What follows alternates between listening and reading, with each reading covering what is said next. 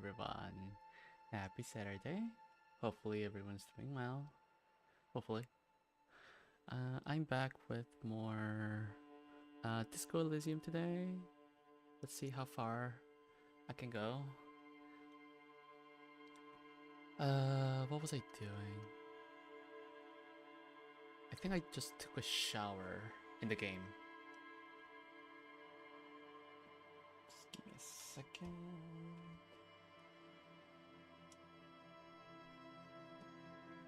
Okay. Let's see.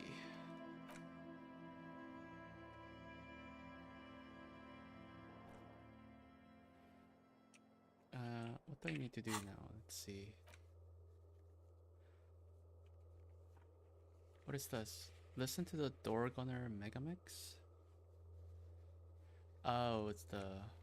Right. 2 signatures. Find smokes and smoke them. Do I really need to smoke? Question classe. Add even more beauty to the wall. I think that's something I can do.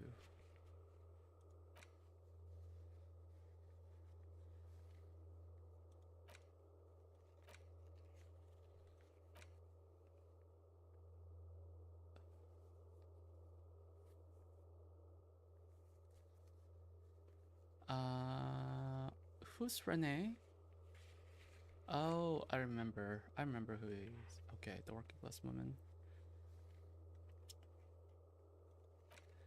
I still don't know where to get the victim's tattoo. Quest done. Explore the secret passages.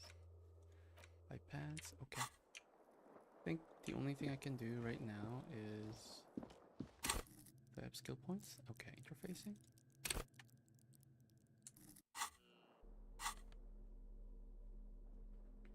Oh, right. There are a whole bunch of things that I can do, but...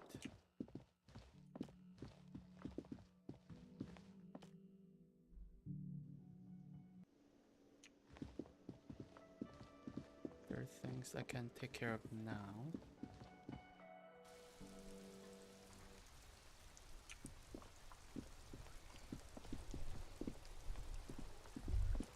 Huh?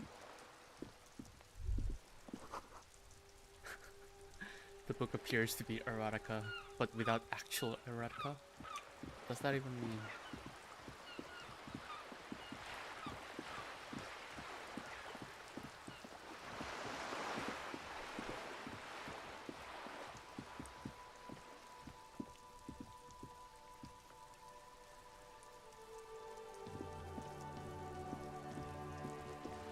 Do I need to get paint from her?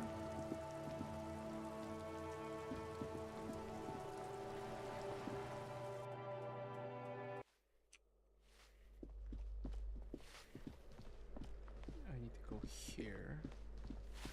This balcony.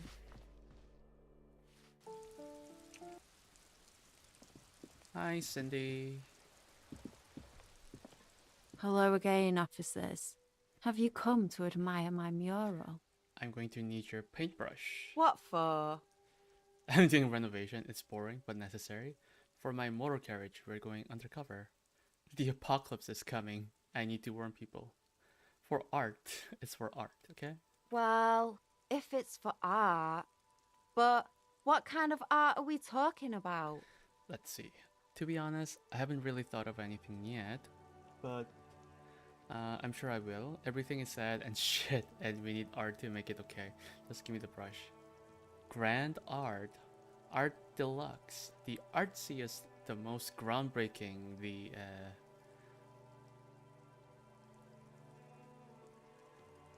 everything is sad and shit.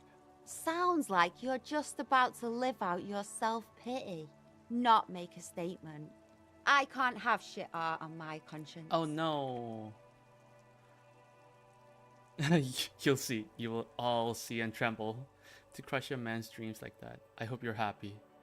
No brush then, not a problem. You'll see. You will all see and tremble. Yeah, not gonna hold my breath, Piggy. You look like you'd suck. Oh no. Everything, really. No.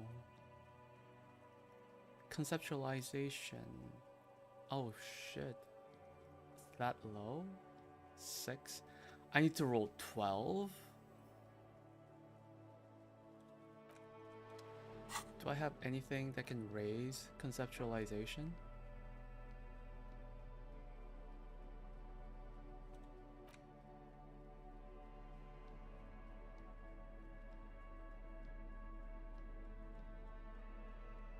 This one.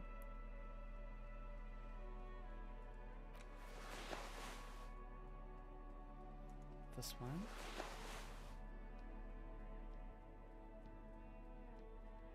More. I need more. Ah, that's it. Okay, let's see. Hello again, officers. Have you come to admire my mural? 10 or higher. 10 or higher. Let's see. They do say the painter always paints his own. I rolled portrait. 9. Oh my god, I was one short.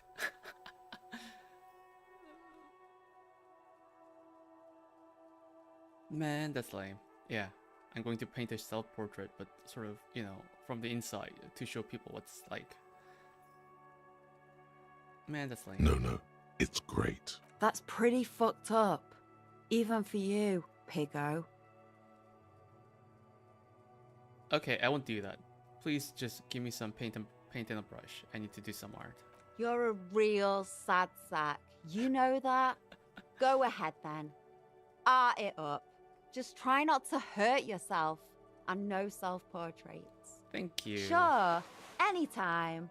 Us shit artists have to help one another. Besides, I was out of fuel oil anyway. She only gave it to you because she doesn't see you as competition. The right idea is not coming to her. It's excruciating. You know what you've got in that fuel canister you scavenged from your Kanema? Red-dyed heavy fuel oil. Paint and a brush. You're ready to do this. Alright, let's see what happens. I feel like that's going to be a bad idea. Using fuel oil to paint.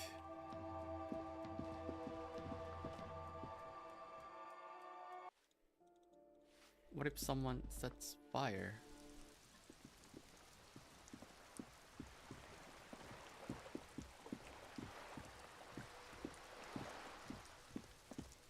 The paintbrush in your hand is like a loaded revolver. What will it be, Desperado? Quite a few things come to mind. Fuck the police. I love you, Kuno. Mother of all walls. What shadow lies there beneath the bright gleam? Draw a 3,500-year-old pictogram of a human being. Something beautiful is going to happen. No parking. Let the wall remain blank for now. I feel like this is a decent message. What?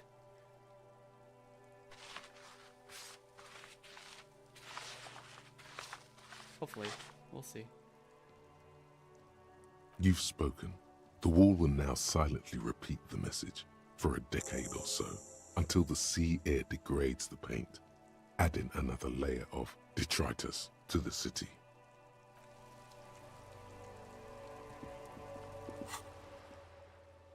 I've done it. The wall is beautiful. Let's see what Cindy thinks about the message.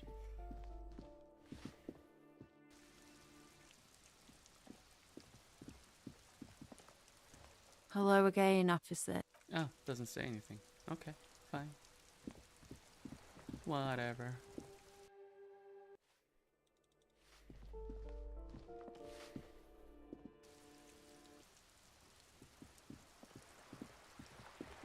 What else can I do?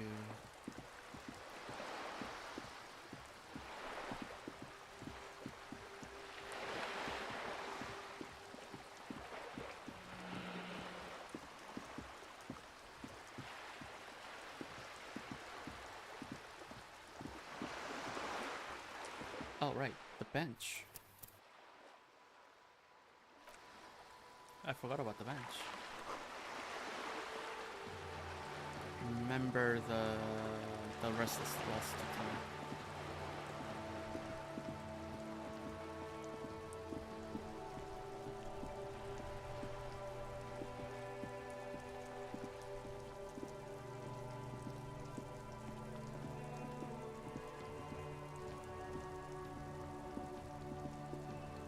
Time to do some self-reflection. You sit on the wind-worn wooden planks of the bench. Your feet ache. Think deep thoughts.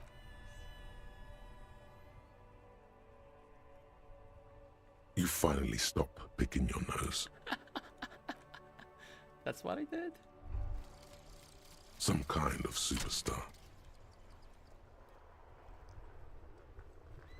They say the world isn't ready for a rock and roll cop. No one wants their state monopoly on violence to be mixed with celebrity worship. They claim to know it would be dangerous for detectives to rise to the ranks of demigods and have sexual encounters with barely legal cover girls. It would be insane, they say. What? To all this, you say, fuck off and die, in a cool voice. You people have no idea how good these cops are gonna get. They're gonna crack 20 cases a day. In the future, cops will be like astrophysicists I don't like or this. prime ministers or prophets. And you're the first one. I don't like this. Minus logic, price of self-delusion. Learning caps went up, but the logic went down. Let's see. What is my logic right now? -1?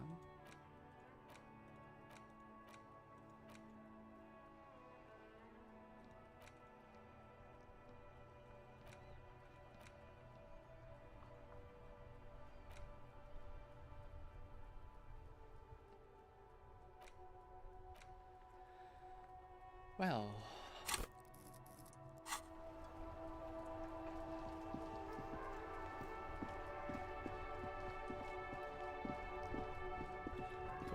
did I have any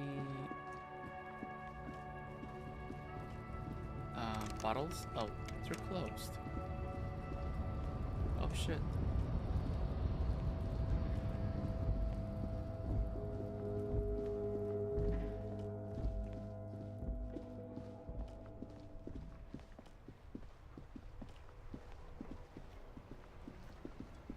I think one thing I can still do is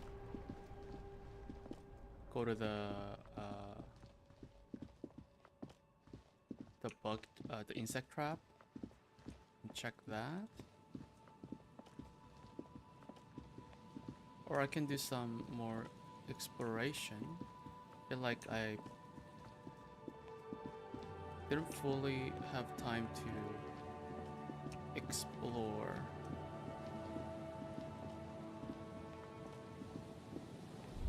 What is this? Birds in the birch tree. Barely audible coos come from above. Rust peels off the bent iron posts of the swing. The wind whistles through the skeleton of the small house behind you. There's desolation everywhere. What happened here? In this yard, someone thought they could have a summer house on the beach for cheap. It didn't work out. Looks like they abandoned it. A long time ago, someone used to live here, laugh here. Thought it was a good idea to build a swing even. An intense loneliness comes over you. This is a good place for a nice, sad drink. No, we're not gonna drink. Uncork a velvety bottle of red wine and think about life for a moment. Really philosophize. Not gonna drink.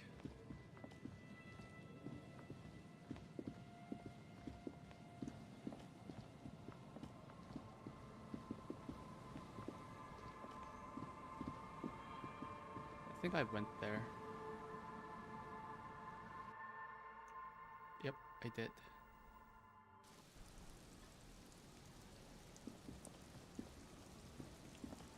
Kinda getting dark.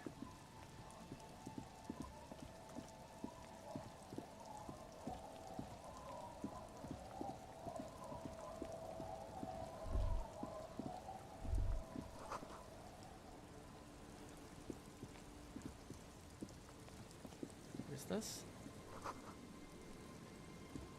Ah.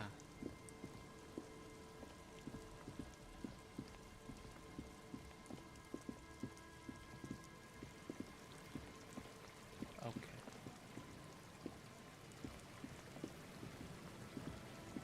Where was the insect trap? I forgot.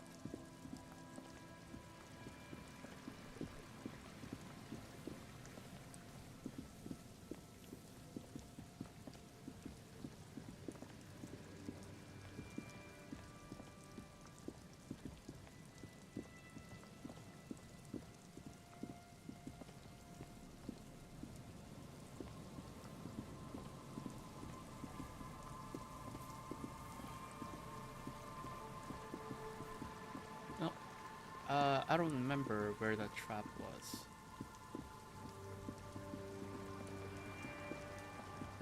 So I have to wait till the morning?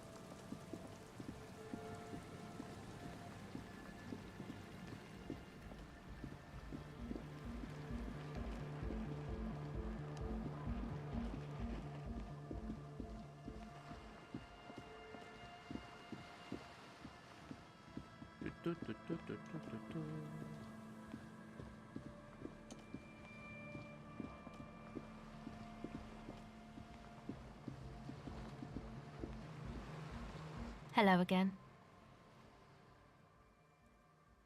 Empathy, sex. Okay, empathy. Okay, this glasses. Give me more empathy. Let's see.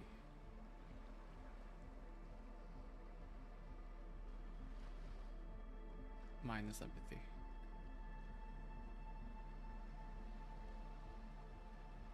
Really? Nothing else? Hello Okay. again. Okay. So 7. 7 or higher. It's not that bad. The device is cold to the touch. One An angular short Omicron again? logo adorns the yellow plastic cover. Underneath, you see a reel of tape rolling. You put the Seriously? device back on the ice. Seriously? I can raise empathy. Should be 6 or higher. How can I fail? Hello again. The device is still Finally. warm from her touch and heavy as a brick from the batteries inside. The company logo, Omicron, adorns its yellow plastic cover. Inside, the tape is rolling. The girl looks at the device in your hands. Sorry you have to sit here on the ice, feeling miserable at your age or at any age in this weather, waiting for it to get dark. She looks you in the eye, her pupils wide, surrounded by a ridiculous amount of makeup. The people who built this world intended it to be better for you, but they failed. It is easier to live in their failure with this by your side. Tap on the tape recorder. The wind howls. She remains silent. It's real. Tell her. It is not a childish fantasy. It can be a real weapon against what's coming for you now. What is?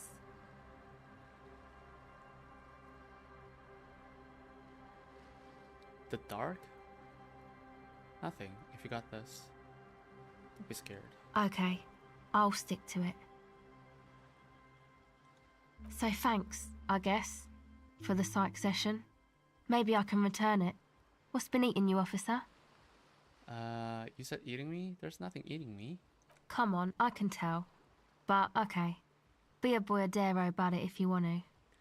I guess there's something that's been making my life hell. What is it? I think it's the plight of the working class. Everyone's just mooching off the entrepreneurial class, shackling the doers.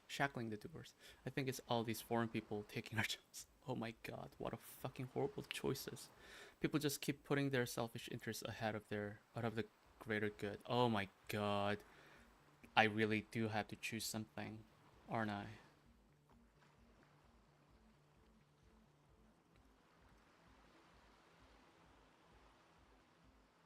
think it's the plight of the working class. Oh, really? The golem of capital runs rampant, smashing creator and slave alike. I fear the process is irreversible. Wow. Social justice really matters that much to you. That's commendable. It really had you shaken up there. Are you sure that's it though? I haven't seen much of this world, but from what I've seen, social justice is an adolescent term. Sounds almost liberal. What's got me shaken up is the people's struggle, and it's got me shaken up bad. Yeah, man. They're pretty bad. It makes me sick thinking about thousands, millions, billions. How many people are there actually? How many people are there in the world? A city has millions in it. So the world would have a lot more. I think I knew the number once. I think I made a choice there. I was going to reserve that for the second playthrough, but let's see. Too many millions to even know. All squashed under the tyranny of the market. It's terrible. Yeah, that's pretty bad. Are you sure you're not just hung up on some chick though? Perhaps. Huh. Now that you mentioned it, yes. Okay. Why'd you think that? First, they had just the faintest faintest scent of chewing gum on them. I could still smell it under the shit. Wow, man. That's pretty symbolic. Don't you think? No, why? Used to be sweet. Now it's shit. Oh. Seems pretty symbolic to me. Anyway, what else? Oh boy, did reading them make me not feel good? There you have it then, chick trouble. Not political after all. Who was she? I don't remember. Really? You seem to be pretty upset about this chica. Are you sure you don't remember anything about her? I remember her scent, and that's all. Wow, man. That's some pretty strange shit. Are you sure the letters were for you?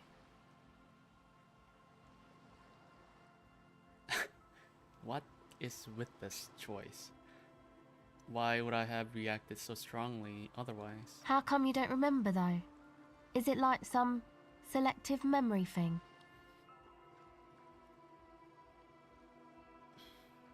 I think it's more about me getting so unbelievably drunk, I completely erased all memory of this world. Yeah, or it might be that. This one time I did so much booze that I forgot too. It's obvious she's done more than booze. Or it might just be some psych bullshit, you know? Königstein wank. Huh? What is this? You know, the psych thing they've got going on there. Rich people like it. People in Königstein are mostly rich. I'm not sure this made things any better. Yeah, I'm sorry. Might be for the best to keep that shit forgotten, actually. Just my opinion. If it itches, don't scratch. Yes, but it itches really, really bad. It does. It does. Okay. Save the game.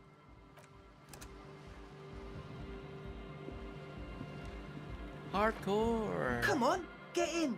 The warm's... Hardcore! To the mega!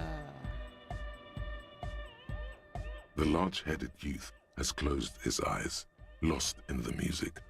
Sensing you, he opens them. Good morning! Yeah! Pump it up! Pump it up! Pump it up! Pump it up! Okay, physical instrument. Hi again. So, how are things going? Logic. As always. Huh? I see you're here again. Off. Anything that I can do to raise physical instrument? Let's see.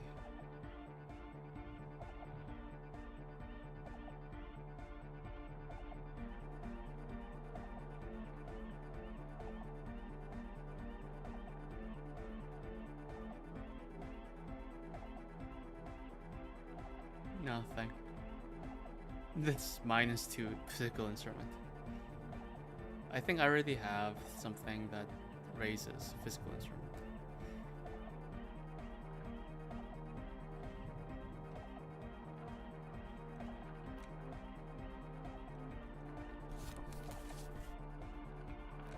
What about logic? +2 logic.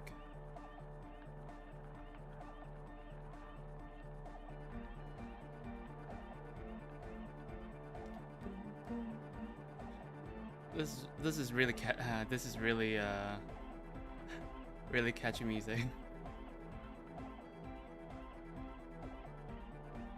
There's one. Hi again. So, how are things going? So 10, 9. So 7 or higher. 7 or higher. A number of things don't add up. Let's take a look. How about gather around, kids?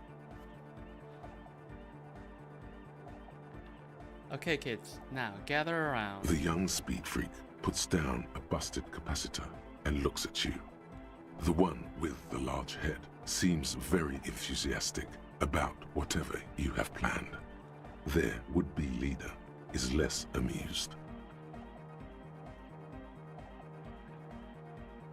Sometime in the past, I'm not sure when and where, but betrayal was involved. I felt sick and became the shadow you see now. But before that, I have reason to believe I was a police detective. But you still are. Thank you for your kind words, but everyone in here seems I'm a disgrace to the uniform. I was good enough in this job to be awarded the rank of lieutenant Jeffriter. I could have been captain, imagine that? Everyone in here sees I'm a disgrace to the uniform, yeah. What happened? Disco happened. It smells so impossibly sweet. Life tore me a new asshole. I did. I happened to myself, yeah. So let's go with that. That's a real downer. That's a real downer. Now, obviously, that might as well have been 1,000 years ago. But there's still some detective left in me. The young speed freak is silent. He senses something is wrong.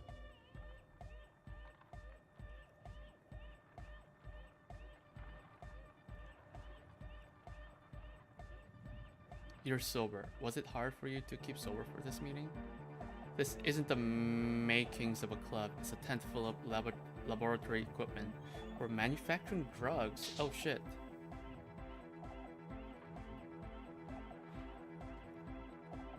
We don't need drugs to be hardcore.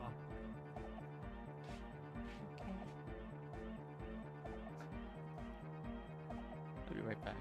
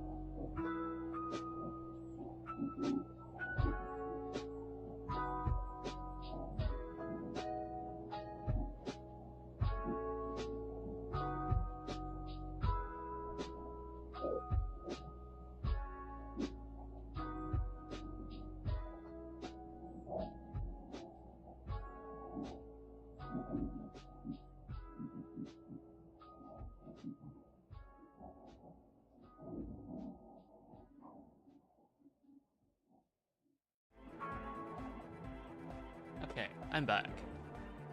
We don't need drugs to be hardcore. Shut the fuck up, Egg. Maybe not today, Egg, but you need drugs to get through the days when you're not expecting me. Bottom line is, I know. What exactly is it you know? This isn't the makings of a club, it's a tent full of laboratory equipment for manufacturing drugs. I feel like this is a little too early to do this. I have no idea how you arrived at that conclusion, but it's wrong. Look, we even have speakers. One speaker. They have one speaker.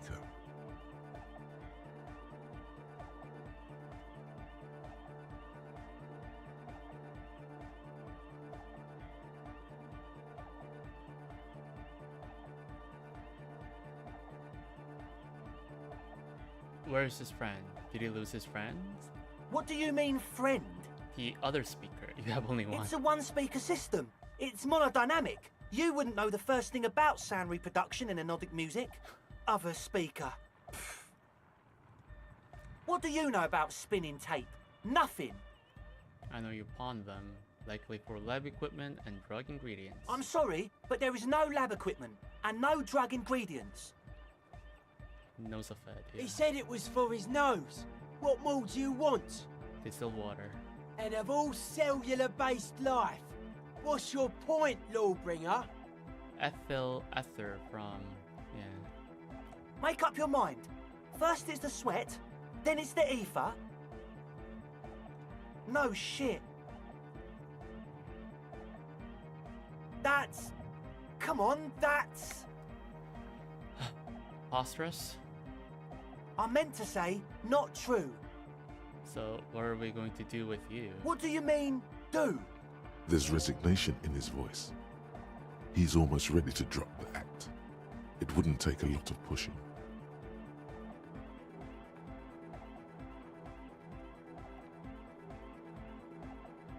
I don't really care. I just wanted to crack the case, do what you want, and I'll do what I want. You tell me what's really going on and we'll from there. I can be lenient. What do you mean by lenient?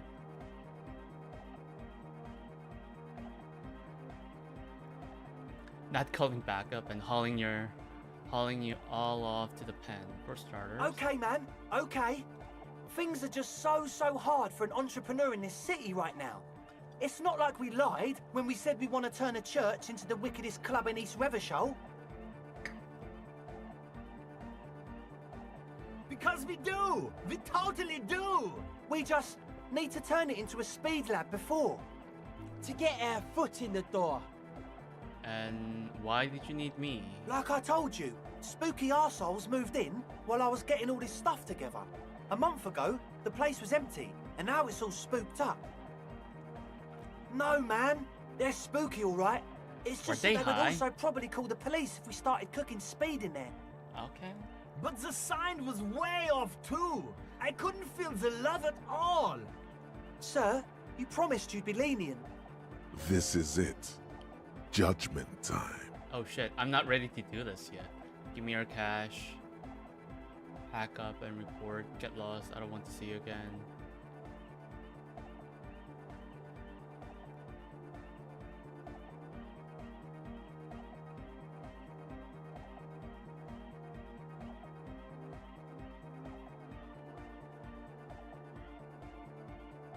I have to look into the spooker situation before I can decide what to do with you. We can continue on an amiable path, right? No more misunderstandings, no more lies. Before you go, is there anything else you need? That's it for now. As always, we'll be right here, waiting patiently for the news. Yeah!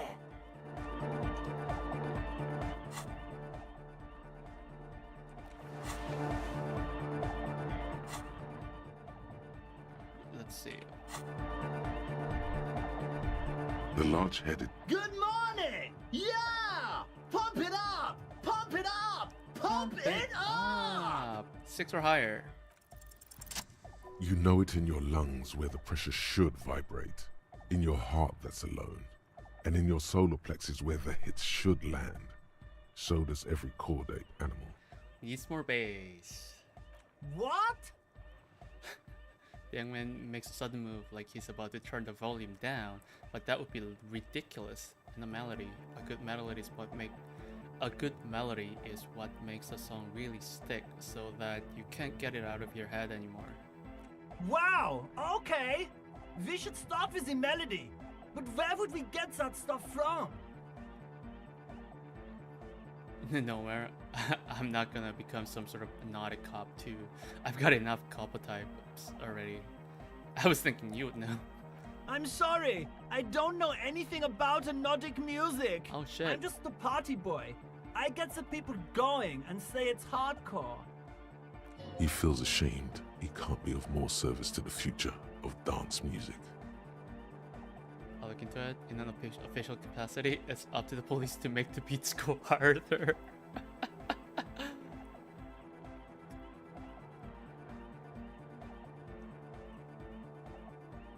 I'll see if I come up with something on my own. A citizen investigation. It's up to the police to make the beats go harder. The young man falls silent with appreciation. He even tries to contain his smile, as if it could hinder your investigation. Basically, what you need to find here is a tape with some banging music on it, so that Egghead could use it to remix Fan 8's jam. Yeah, maybe that street hawker across the pawn shop has got some tapes to sell. That's just an idea. Anyway, that's all yours to figure out, Copman. Copman!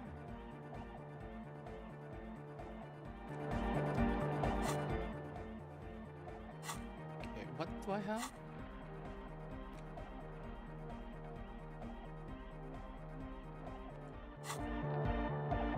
I will inspect all those items once I get to my hotel. So how do I actually go to... Trying to find a way to like quick travel? How do you do that?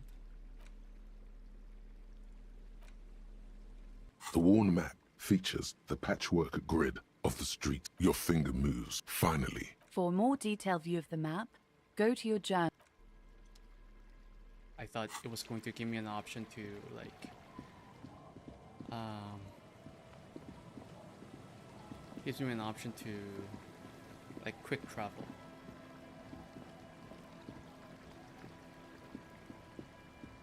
But no.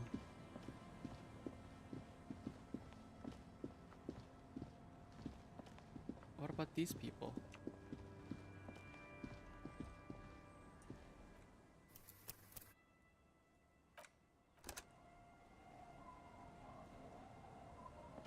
Good to see you, friend. Do I have deals set up for you, buddy boy? does he actually know you? Or is he just shopkeep friendly? Good to see you too, friend. So what do you want? I got smokes. They're cheap. Very cheap. I got Pilsner. Great deal. You won't get a better deal on that piss. Spirits I can let go for 300 real. I also have 300? speed. And by speed, I mean amphetamine. Oh shit. See? There it is, Bratushka! The spirit! Let's buy the spirit! 300 real is a lot, but this has to be done! I can afford it. It's our end game!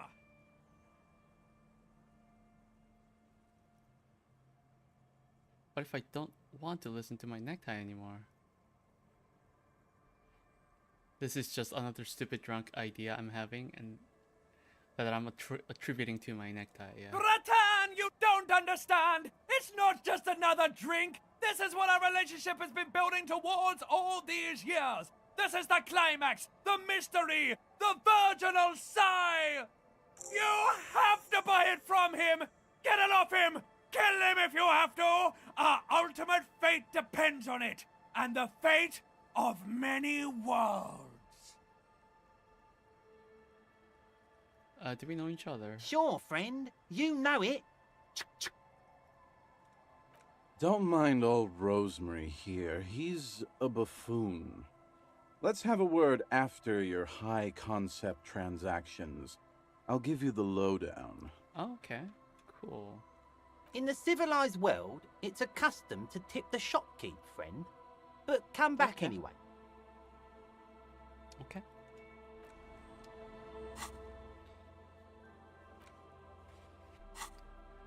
So I don't have smoke, huh? I have to get the smoke.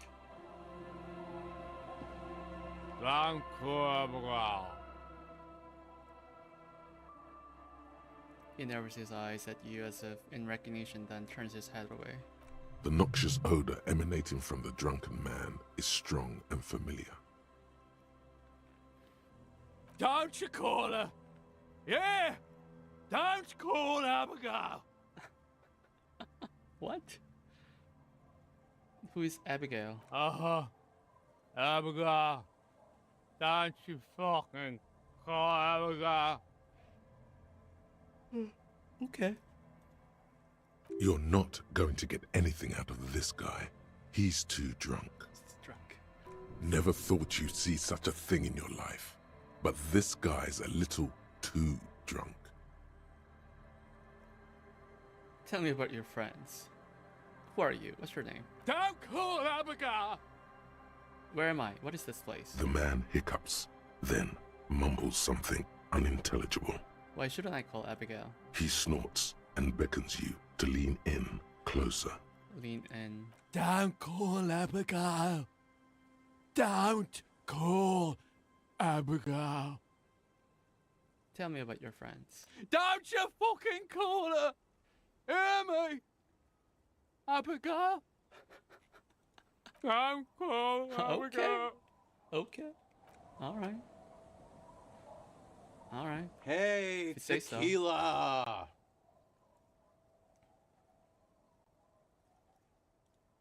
Good to see you. How's business? How's the whole reality situation treating you?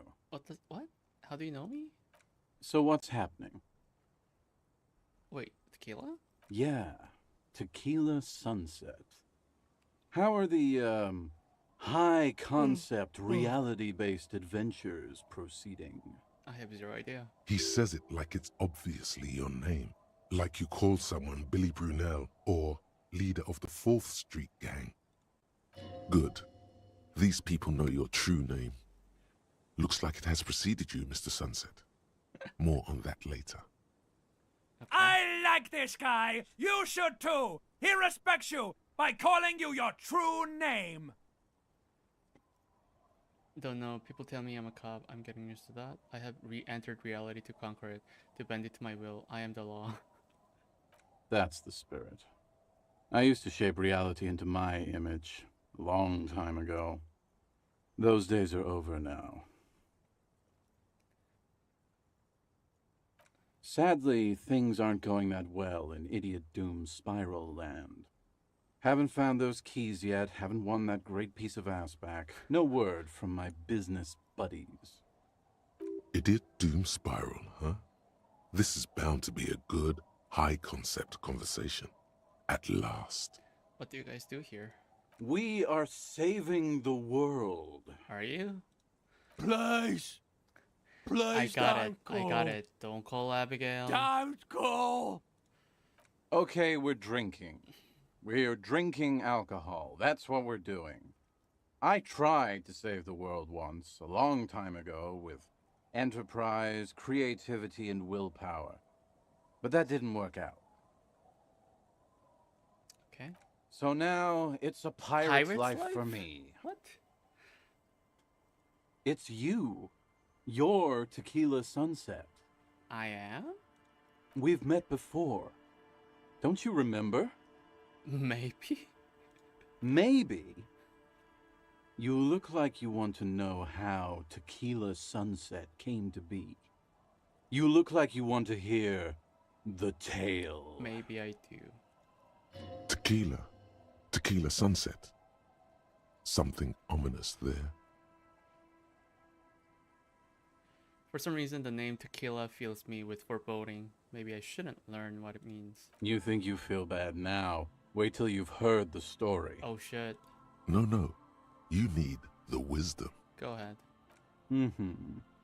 Let me take a sip to moisten up my chords. Tequila Sunset rolled into Martinez last Friday. And by Tequila Sunset, I mean you. The man, the myth.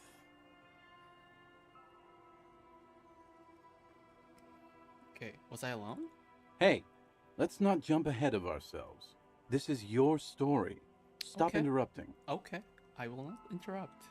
You got here on Friday to solve a case, hoping to be the early bird who gets the worm. And by the worm, I mean the buzz. Because as far as I know, all you did was get piss drunk. Oh, Word no. on the street is you went around the local hostel telling people that you're a police officer, and that it would be really fucked up if you shot yourself in the head right in front of them. That sounds That's like me. pretty high concept, if you ask me. It is. Does that sound like something you'd do? Yeah. Probably. Probably, yeah. What happened then? It was a late Saturday night when we, the Union of Moribund Alcoholics, were getting our drink on. Nothing remarkable about this. We get our drink on 24/7. Makes everything warm and glowy. I trust you know the feeling. I do. Oh, yes, you do, Bratushka! The only thing better than that is putting the pedal to the metal after you kiss the tie. And off we go! One moment we hear the sound of a motor carriage revving up somewhere on the plaza, followed by a series of dings and bangs. Do you remember the sound of wood cracking? The billboard? Yep.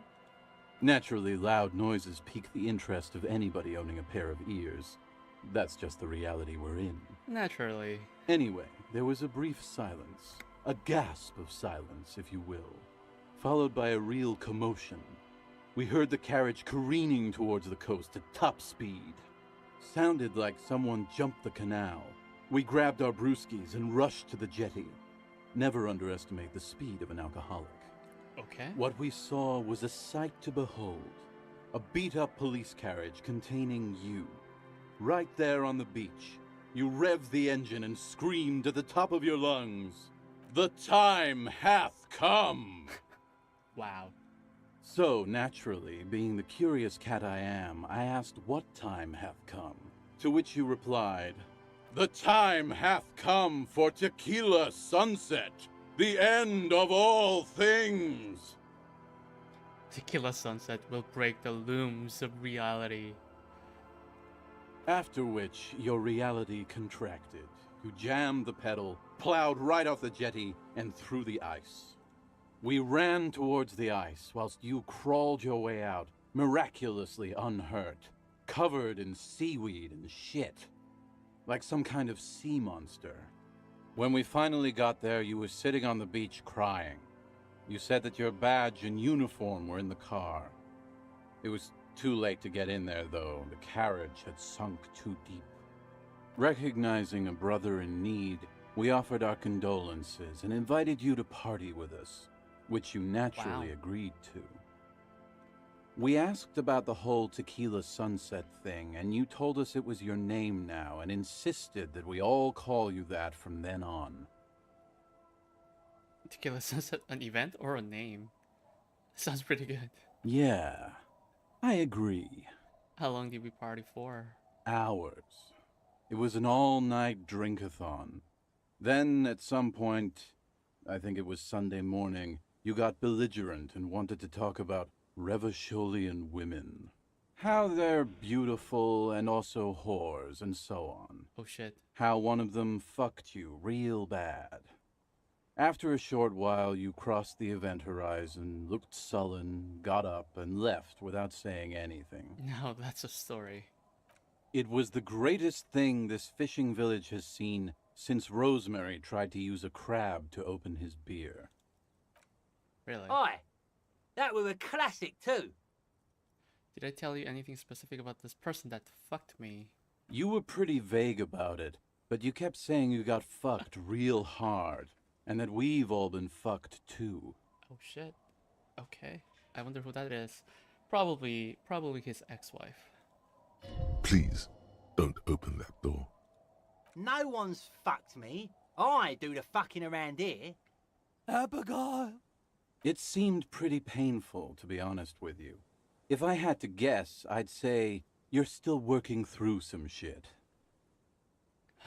Did I mention losing anything else? Beside your gun and your badge? You said something about your hope or heart or something. To be honest, the details are a little hazy. In retrospect, I guess you lost your motor carriage too? That's a big one. Did I say anything about my colleagues? You told us that they were a bunch of fucking losers whose main interest was cramping your style. Damn. It's more like you were cramping theirs. No specifics, though. It was more about you that night. You were the star of the show. Did I say anything about the case? Yeah, you said it was no biggie and that you'd solve it in no time. Okay. And that you didn't need anyone to do it. You're doing it solo now. Oh, I lost my brain. Did we talk about politics? Yeah, you said that it was okay that you crashed your carriage because the spectral What? hand of the market was guiding you. What the fuck? This was before you started talking about how the Pinkies were always trying to fuck you. Who are the Pinkies? Did you get a read on what kind of cop I was? You kept apologizing for being such a bad cop and for the damage you've inflicted on everyone around you. You also kept pausing to knock the heel of your hand against your temples, saying, "Stupid, stupid, stupid." Okay, I don't need to hear anymore. It's a hard thing for a man to confront his past. That's why I avoid mine at all costs. You seem like you're characterized by your storytelling ability. Wanna tell me another one sometime? Whoop-de-doo. So now I'm a fucking storyteller. Right. Why not? Better than a beach bum. Wanna tell me how you became Idiot Doom Spiral? It depends, really. Are you willing to help me out? Sure. The gleam in his eyes and the slouch in his posture is so incredibly familiar. You might get scammed here. What do you need? Booze. Did you already forget our party? The thing I relayed to you earlier. So, have you got anything for good old Idiot Doom Spiral? A bottle for a story. Seems fair to me. I don't want to give you any alcohol. I'm not an enabler. I don't have any on me right now. Then I will see you again once you've procured some.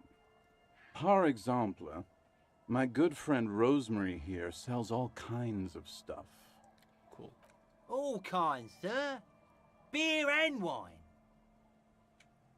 Seeing You too, Tequila Sunset. Oh no.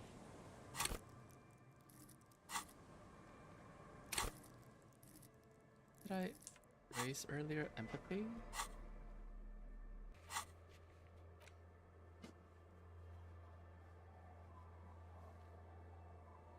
Anything that requires empathy reroll.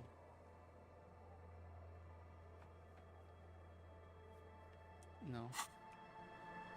Okay, I think that's about it for that interaction. Did I talk to that person? Oh, I'm gonna talk to them later.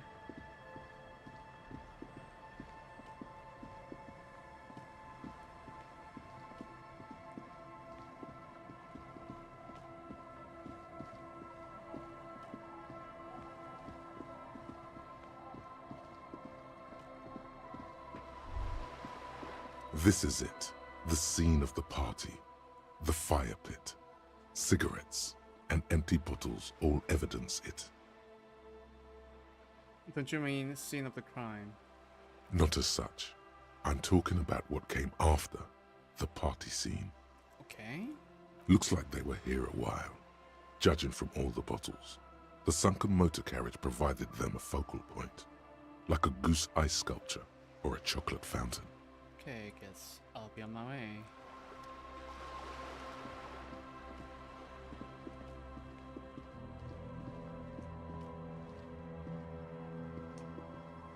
Oh, there we go. Found it. Nothing has changed about this trap. You need to check the others. Oh, okay. Oh, they're not here. I forgot where they were.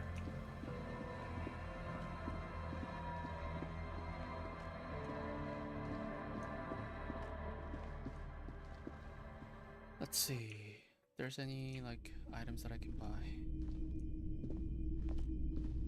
What a shirt. All other shirts pale in comparison to the muscular man with antlers and immense Zweihanders. -2 authority, okay.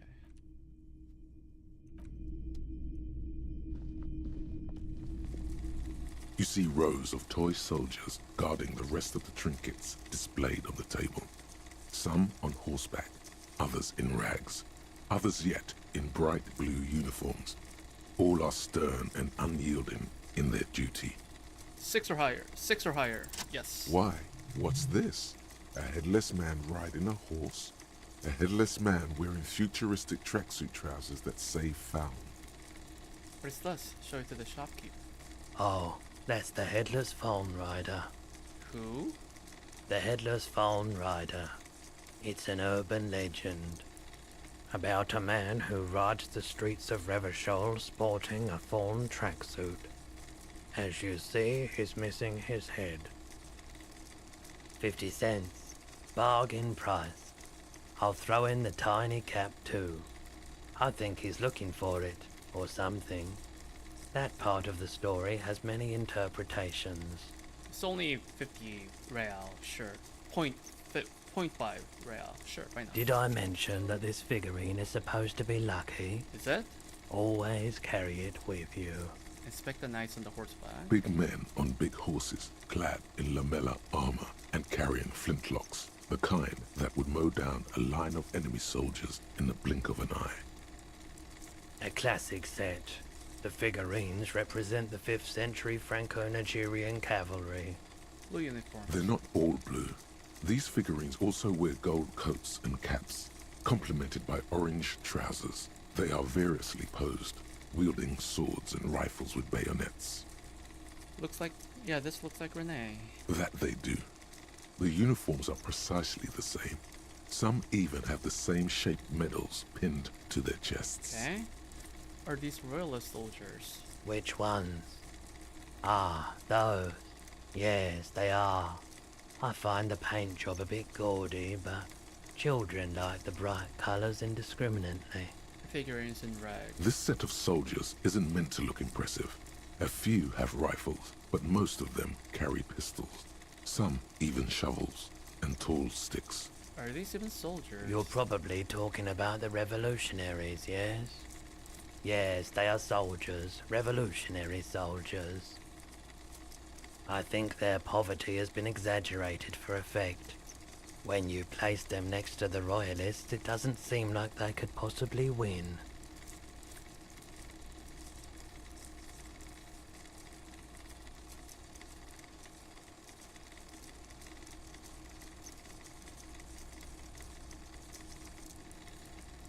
It's meant to give people hope. Even we can do it. Maybe. Hey, What? Who? Me? yes, you. Again? Word on the street is you're ready to start building communism again. What? Again? Yes, you're ready to start building communism again. You've built it before. They've built it before. Hasn't really worked out yet. But neither has love. Should we just stop building love, too? I can't argue with that. Yes, we should all stop building love. Love has worked out really well for me. I'm a love winner.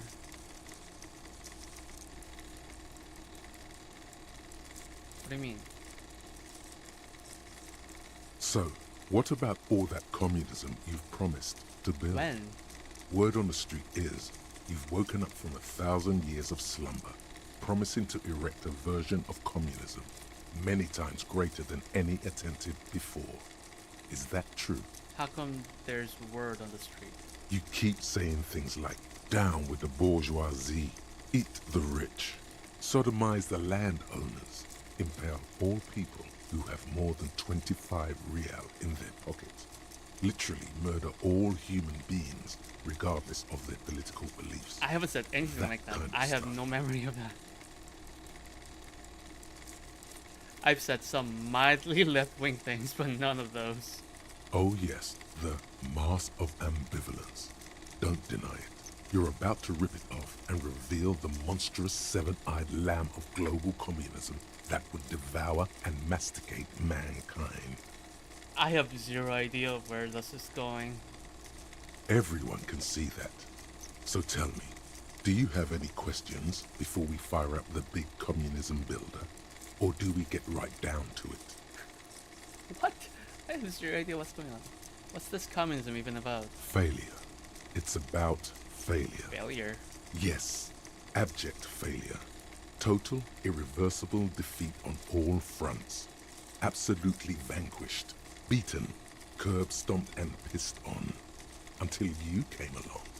You will reverse the fortune of the workers of the world. That's not how that works. You alone, against every living thing, against every human alive. 800 trillion real in the hands of an impossibly well-organized ruling class.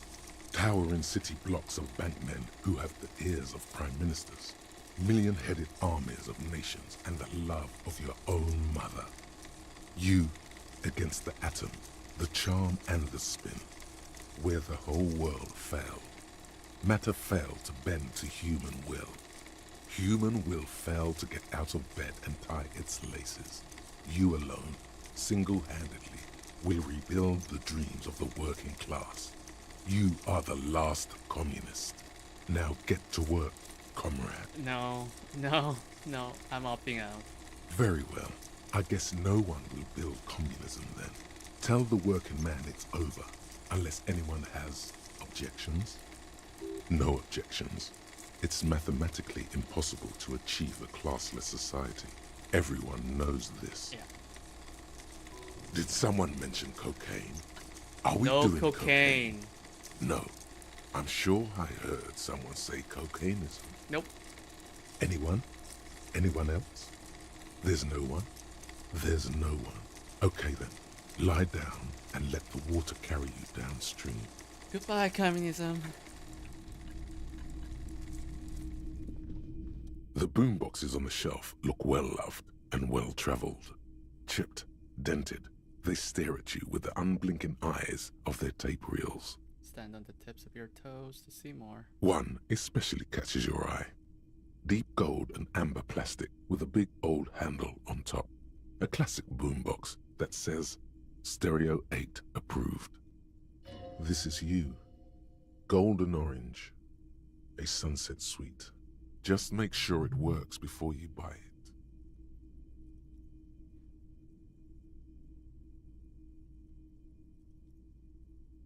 The Stereo 8 approved machine here. Is the Harman Welsh W2. Made in Vespa. Designed in Seoul. Plays all reel-to-reel formats. 2mm, 8mm, 12mm. It's even got a little radio in there. It'll set you back 12 real. Are you sure this is all in working order? Absolutely. I've tested each one myself with recordings of speech. Found sounds and music from a variety of genres. Even though I don't really like music. Okay, that's fine. I'm gonna come back to this. What is this? A typical Martinez streetlight sits among assorted floor and table lamps. Let your gaze run over the streetlight. The light pole has been carefully cut, and the wiring has been redone and attached to a standard indoor plug. The light buzzes faintly, but persistently. This would make quite a statement in your living room. Is there a streetlight? Yes, officer. As you see, it's in perfect working order. Where did you get this? It was brought to me to be altered. The light's buzzing resembles the purring of a cat. It Feels like- seems very much at home here. I feel like this is something that I did for some reason. 700 real. A bargain, I dare say.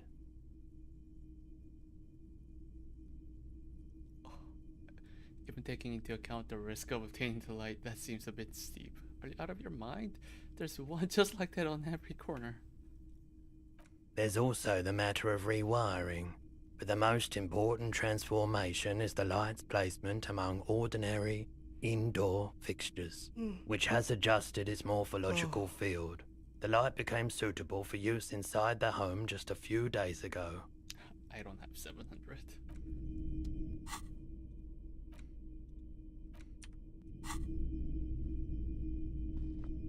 Hello, hello. Let me know if I can help you with anything. Nothing here.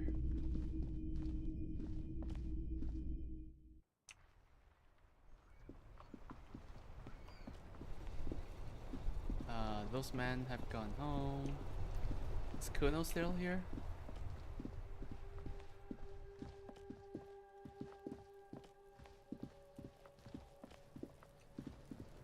Kuno's still here.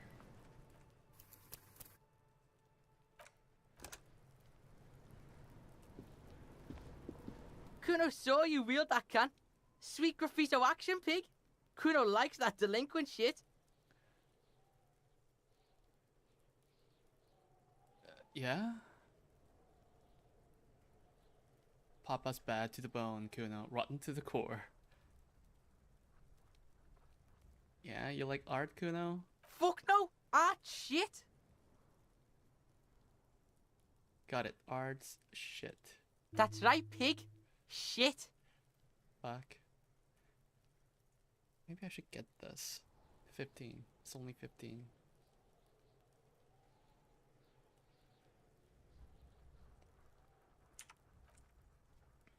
Kuno does. Stupid Kuno. Electrochemistry. It raises electrochemistry.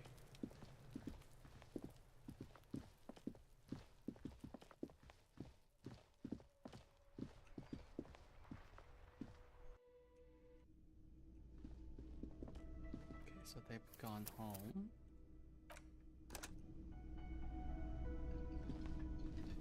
Hi again, gendarme. Composure. Bye-bye, gendarme.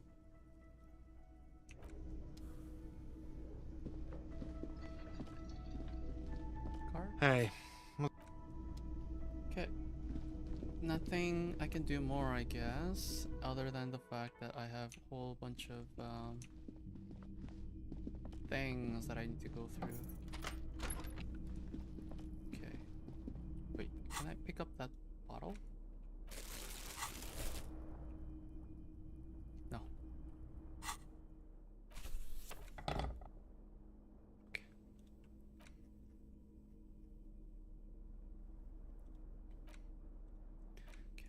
I think I've done this. An intricate, it almost looks like the electronic patterns inside a radio computer What is the or meaning an of old this filament text? memory for you to discover. You've gotten as far as you will without assistance. Who are you? Gone. Okay. Handwritten note from the fridge.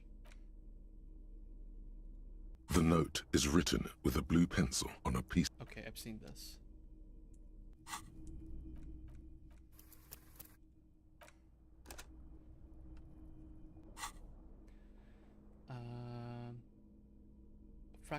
Fractured bullet. Okay, I think I've read this book. In your Maybe hands, not? you hold 16 Days of Coldest April by Yekaterina Dahl. The cover image shows a row of concrete apartments above which span a black and white rainbow. Feels heavy. Indeed, the book is unusually heavy in your hands, as though the cover were lined with lead. It would do that in Grad. How long is this book anyway? You flip through the book. The pages are thinner than you 600? realized, Holy and the shit. type quite small and tightly set. It's nearly 600 pages long. Real art is dense and difficult. If it didn't feel like you had to wrestle a suicidal bear to get through it, you weren't really reading. Look at the back cover.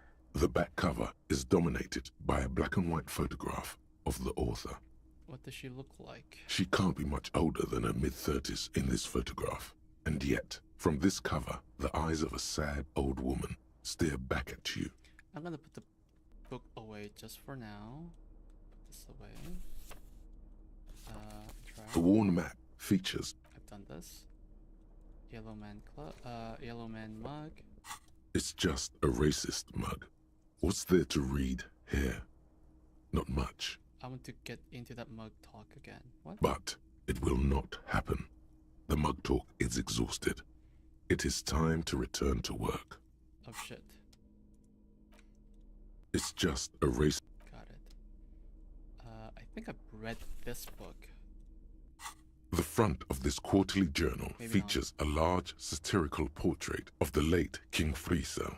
From the sides of his head, a pair of white antlers spread to the corners of the cover. Why Friesel? Because Friesel was incompetent, foolish, and cruel. In short, the embodiment of everything the communards wished to overthrow. It's satire, you see. Okay.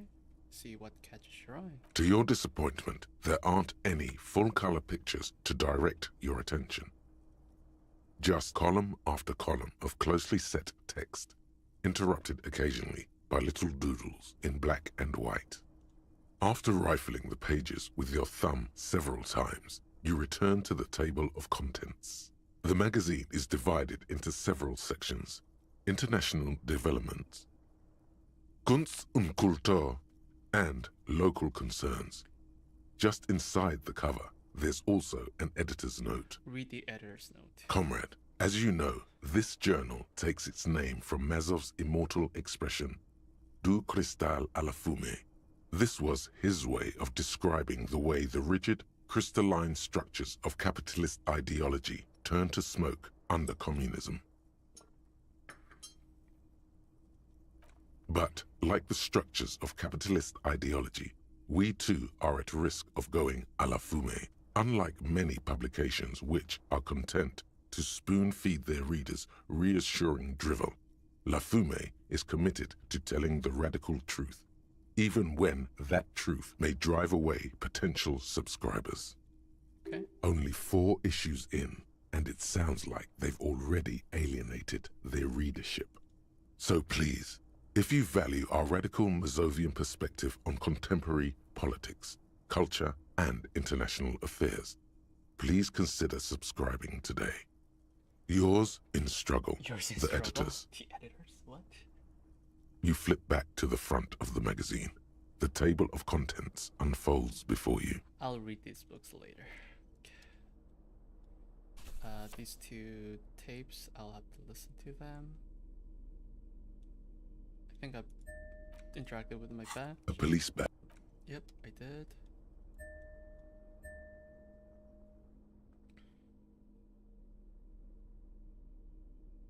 A book. A primer for small kids.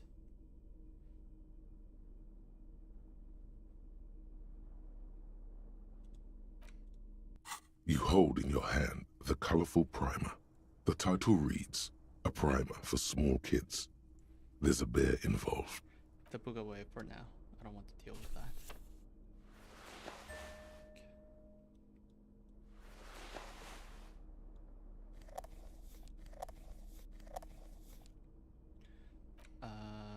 Dried Maybells. 6 crumbling petals rest on your palm. They're white, a bell-shaped crown. Somewhere in central Jamrock, Lieutenant Kitsuragi steps into the public library. Rows of shelves pass on either side.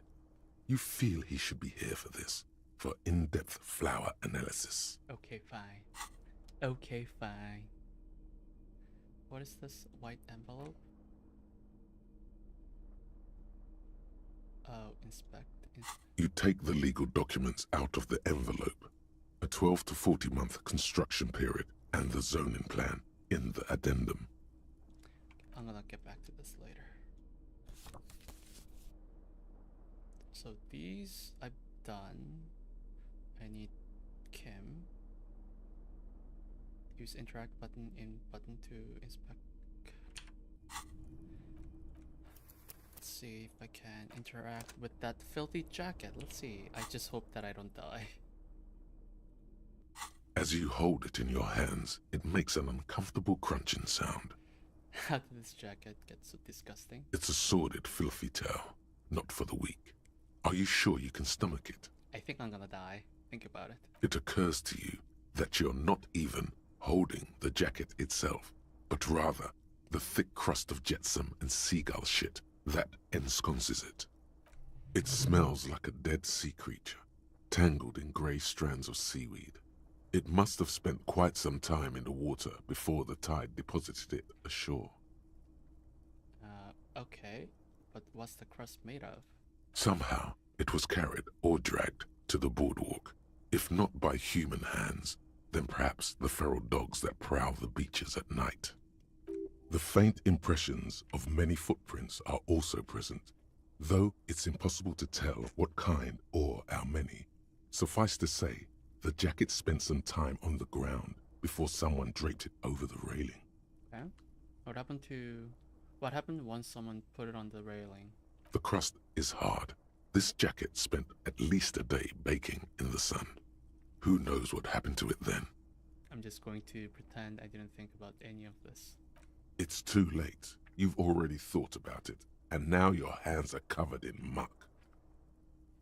Maybe if I wipe my hands on my pants? You. Now you're just flicking that shit everywhere. This is a disaster. You'll never get the smell out. Oh fuck.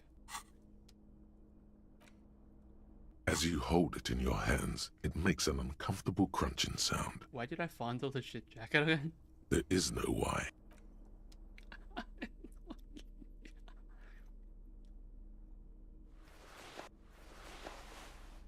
feel like if I interact with this again, I'm going to die. There it is again. The scent of apricots with a touch of cinnamon. Smells like the end of some distant summer.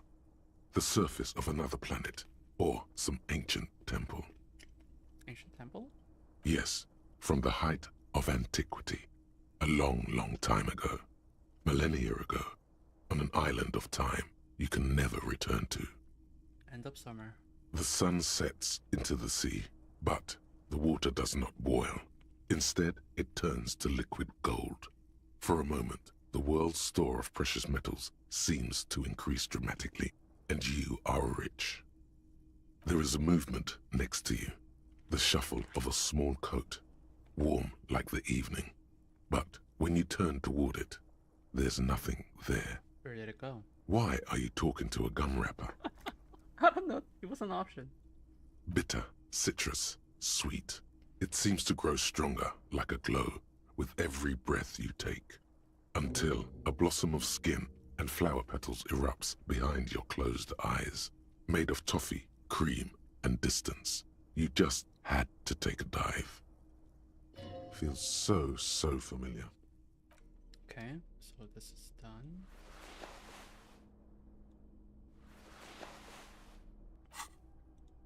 Apricot chewing gum scented one, okay.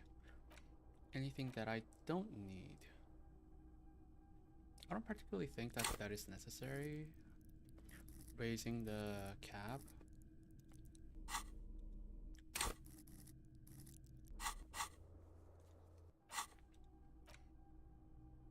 Gives -1 logic. This is a weird one, so I'll probably forget that one.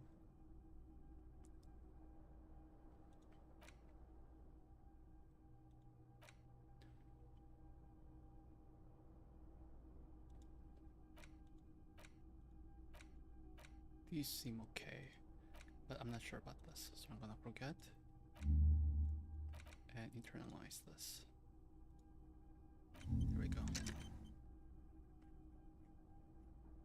Possibly connected to the dreaded X something.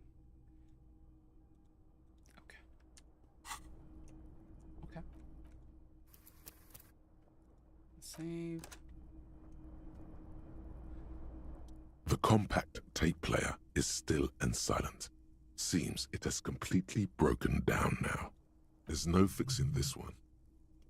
Wait, what now? Best find a new player. A boombox. Funky style. Maybe the guy at the pawn shop can help out. Maybe. The compact is no fix. Best find a... Shit. A mirror hangs on the bathroom wall. Okay, I'm gonna get some sleep.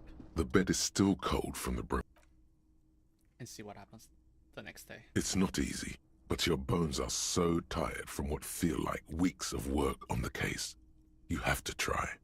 After what feels like hours, You feel you might be sleeping. Thoughts, baby. Oh no. A million little lights in the dark. You're one fine instrument, brother. All those faces and all those names. All that laughter and screaming and scheming around. Every corner and every street. Recorded in you. Forever. On ferrotape. Spinning in eternity, spinning on empty, spinning, spinning. Tell me, am I dreaming? No, you're spinning tapes at the discotheque. The great unceasing disco of the mind. The flash, the bang, the endless learning experience. Spinning in eternity. On and on it goes, for untold hours. At the disco where you first asked her to dance. Yeah? Rising, rising, above the dark curvature, the great wingspan of sleep, studded with stars. Behold, there are millions of them down there. The first time. The last time. The smoke in her mouth. The plotted flowers. The faces turning, changing. What is it? It's the world, Harry boy. And you're made of it. Every day you're out there, you make more of yourself from it. I'm afraid you can't be unmade now. You can never forget this shit. The colors, the voices, the rain, the snow. I don't want to. It's beautiful. The endless visions. Erase them. The colors, the voices. All stuck on loop. Whirling, spitting out words and images. You're the son of the world again. Harrister, a ceaseless agent, picking up litter and old newspapers, collecting your little bubblegum wrappers and idiotic picture postcards. Meaningless, meaningless keepsakes. Reading your awful letters and recalling things, aren't you? The endless names of the world. An address book you are. The map of a city. But what if I want to be the agent of nothing? It's too late. Oh shit. You're not made of nothing anymore. You're something now, Harry. I tried to drown you in the black water, but you re-emerged, kicking and screaming, running. And for what? Solving your little crossword puzzles. Doing your tasks. Crossing names off lists. Trying to become some sort of world detector. It won't make it okay. It won't put smoke back in her mouth. Why? 'Cause only love can break your heart. Feel the pillow under your cheek. Beep, beep, beep. The alarm is ringing, Harry. The disco circus goes on and on. You barely slept 3 hours last night. Oh shit. Do it for the picture puzzle. Put it all together. Solve the world. One conversation at a time. Open your eyes. Here we go again. Yay.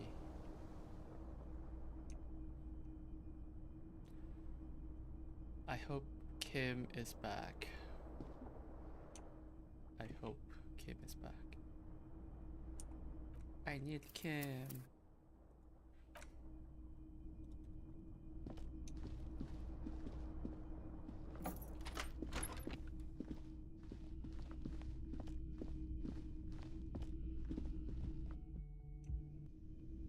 Yay, Kim is here. Good morning. Yes? Nothing. Oh, hello, dear. Hello, dear. Okay, let's see if I can open this door. You see a heavy steel door with a prominent dimple lock. It's painted blue. Try the workshop spare key on the door. The key fits the dimple lock. Okay, cool. It takes a bit of effort to turn it after all these years. But then, the lock clicks. Dust rises before you like mist. A tomb? Haunted by regal spirits from distant ages. No. Smells like engine grease and cut wood. A workshop.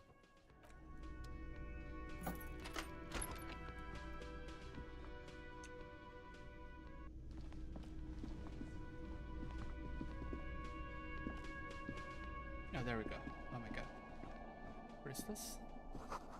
Pinball says Franco-Nigerian. The theme is horses and swords.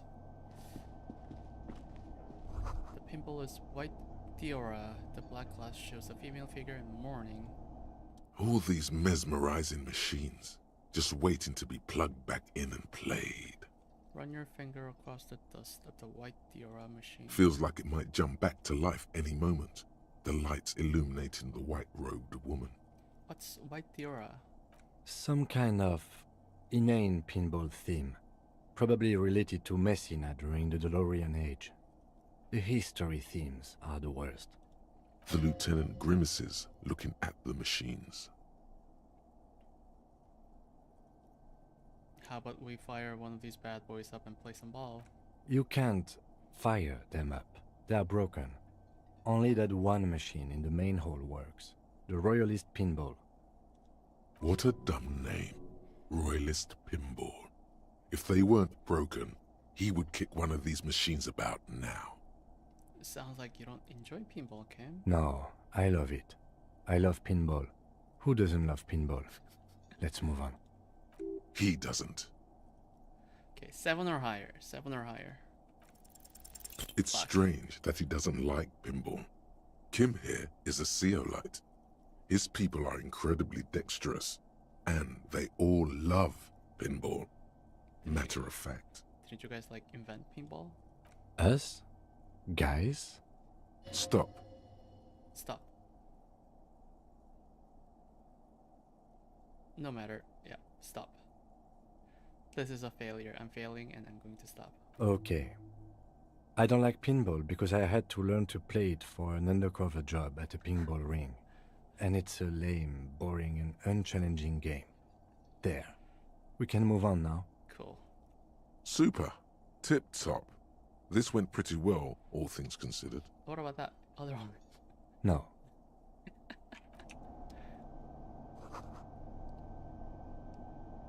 NB, the spare key is tied to the bush outside the corner. What? Who's NB? Money! Over there, in the corner. The pinball machine? Not just any pinball machine. This is the pinnacle of pinball. Cornelius Gordy and the Mountain Goats. It's lit. You can't wait to get your hands on it. Are you seeing what I'm seeing? The pinball machine. Gordy's Goats. A classic. Wait, you played it? A little. Feels like a lot. Too much to play it again. Let's take a closer look. Ah, great. The lieutenant's size. Oh no. Cornelius Gordy and the Mountain Goats reads the golden lettering on top of the back box. There's a small column of text underneath. The machine is coin operated. Get the game on, Fingerboy. Those flippers are ready. Pinball isn't for me. I'm not gonna play just now. I don't want to waste money unnecessarily. This small elevator is dimly lit by a bulb that's been glowing for ages. The latticed cage is open, inviting you to step inside. Smells of nougat and sweat. Your head brushes up against the ceiling. There is a control panel to your right, and just enough room for 2 people to fit in. Okay, continue. The maintenance card under the control panel reads, Last maintenance, 10th July, 88. Look at the elevator controls. There are large rectangular buttons, monter, descend, and an international call for emergency assistance. That third one appears to be broken. Says the last maintenance was in 88. That it does. I say, let's brave it. 88. This elevator was maintained a long time ago. At the end of the last century. Look on the bright side. If it fails, we will only sustain minor injuries. I'm talking 3, maybe 4 months in the hospital. Maximum 5. Really?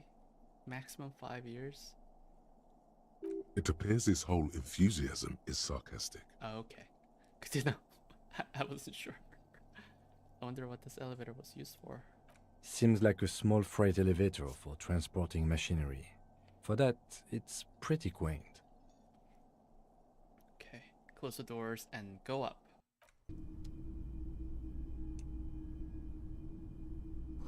Small windows taped shut with black plastic you can't see outside.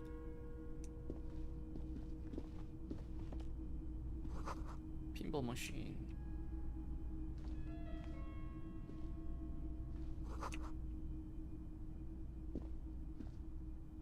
Okay, what is this?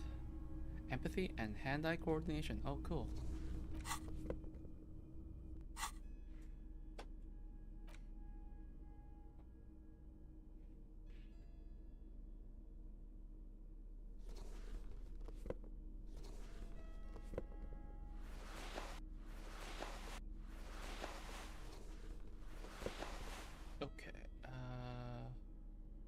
Esprit de corps and visual calculus, empathy and hand-eye coordination.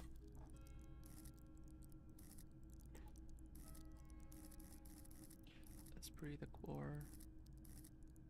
Where is this? Here and visual calculus. 5. Okay. I'll leave as is for now. Pinball machine has been taken apart and gutted. So this is where they brought 40 pinball machines to fix them up. A long time ago. Everything is covered with dust now. The lieutenant looks around the dusty, crowded room, inspecting the tools on the shelf. It looks like they gave up on fixing the pinball machines at some point. This used to be a pinball machine shop. At some point, 20 years ago, 15 maybe, before pinball went out of vogue. Looks like it. I'm guessing Martinez North 22 used to be a pinball arcade before it became a hostel. There are machines left over. A creak. Some dust falls off a shelf. Downstairs in the hall, next to the main door. One of them even works. I've seen one of the hearties bang away at it. Remember the dice maker? Then that means... Whirling in Rags was once the East Delta Pinball Arcade. This is all left over from that. Ah, yes, as the novelty dice makers said. This has absolutely nothing to do with the case, I'm sure.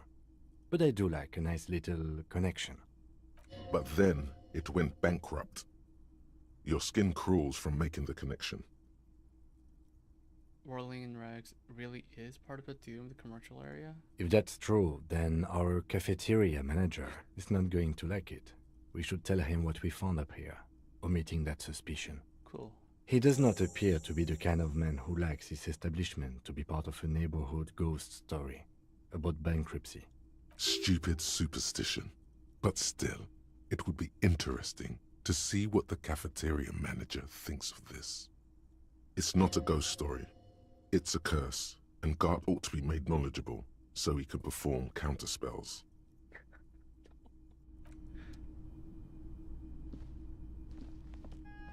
You clearly see footprints in the downy carpet of dust covering the workshop floor. Okay. Jackpot. These, unlike everything else here, are new. Someone's been here within the last week or 2. 3 weeks maximum, from the dust coverage. It could easily have been 1 week too. You know, officer. Yeah? This is good. He likes it. There's a little smile there, in the dark of the workshop. This isn't bad at all. It was a good idea to see where that door leads. Commendable work bringing us to this place. Okay, what does this mean? It means someone snuck through what seems like a secret route, behind Classius' room, in the recent weeks. Oh. This may prove to be significant. Let's have a closer look then. Large prints, most likely made by Boots. The size is hard to determine. Sole could be bigger than Vamp. The soles have left a pattern, uniform, horizontal lines. Is this the woman? One person has been here. They've gone back and forth. The tips point both ways. Oh, this print doesn't look like the odd soled print we found at the hanging. The size looks about the same, actually. They're not the same shoe, but they could be the same person. Okay. One person went back and forth. No, these little horizontal lines are different. They look custom-made to me. Or some kind of foreign print. Hard to say. Still a boot, though. Between that and that. Okay, get up. Everything around you is quiet. The prints crisscross the workshop floor. Okay.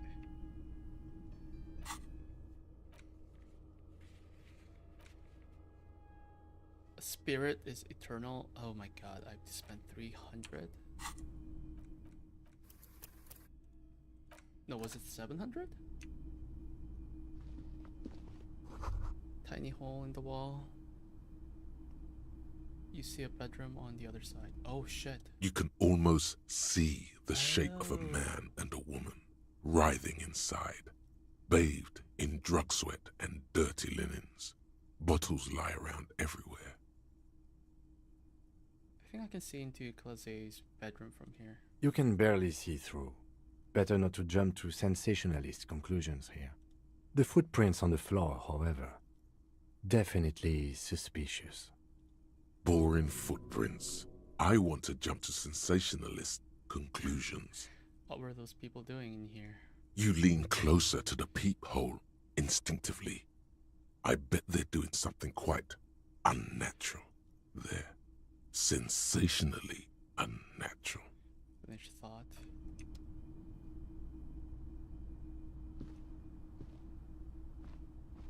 This is the barred door you tried to kick in before.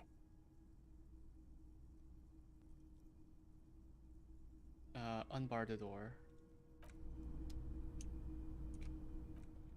Save.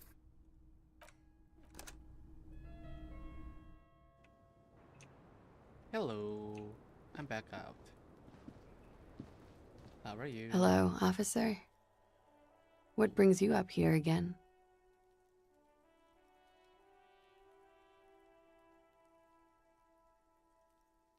I need to talk. I need to talk to you about your room again. Yeah? That door there. Did you know it leads down? It leads to a downstairs elevator. I did not. Mystery solved then. I kept wondering where it led. There may be more to this mystery at some later time. She's holding back. Let's make a mental note for now. There were tracks on the floor. They're recent. Huh. This isn't good. Yeah, there's a peephole. Peephole on the other side, looking into your bedroom. A peephole? You mean like a hole in the wall? Yes, looking into your bedroom, miss. Okay. It's a pause as she processes this information. A jitter of fear and disgust moves through her body, Oh yeah. beginning from her shoulders and ending in her hips. The cigarette tastes foul to her now. Do you think this is somehow connected to me? We don't know at this point. Okay. Do you have any way of knowing how long it has been there? Unfortunately, no. But if I were to guess, long enough. The perforation is under the bookshelf on your wall. It should not be hard to cover with some tape. If it is recent, who do you think made it? Shit. I don't know. Maybe it's been there for a long time. Maybe the local kids use it or something. I don't know. I'll be fucking covering it up with a lot of tape, that's for sure. Was there anything else back there? Pinball workshop. Okay. I'm glad someone's had fun. She's lost in thought, eyes narrowed, forehead furrowed. I have other questions. All right. Let's talk more about the so-called assault. Not my favorite topic, but okay.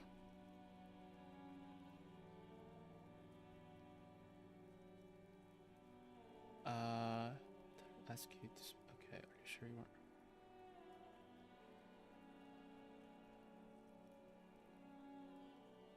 weren't? What can you tell me about him? Name, eyes, age? I'm sorry, I can't do it. Not right now. Later, maybe. I keep seeing him. I know it's difficult, miss. We can return to it later. She meant she sees him in her dreams. Say nothing. You pissed it all away. All of it. Oh shit. Elysium. Why was there a bullet in his head? Bullet? They shot him too? I'm not picking up on any theatre craft here, sir. The pause is sincere. They stripped his clothes and they shot him? You mean after they hanged him? I'm confused, sorry. So am I. Were you aware that he had also been shot, miss? Things are starting to go a little over my head here.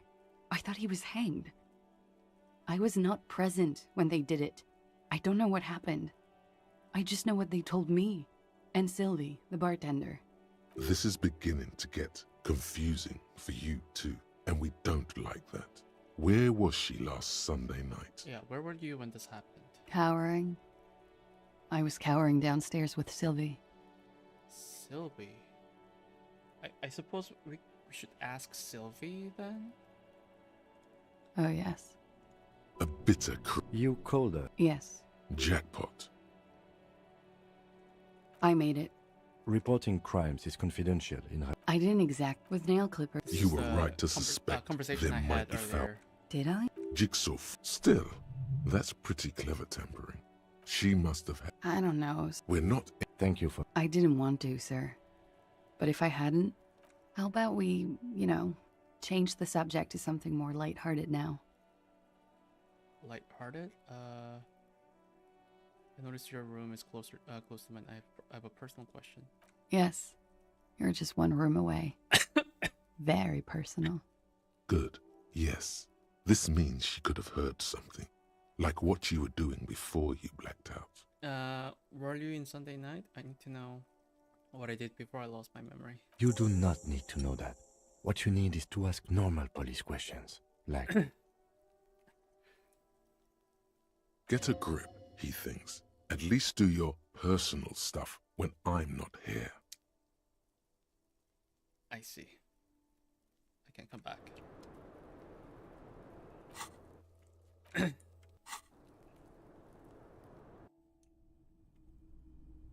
This window. Nope. Not trying to get there.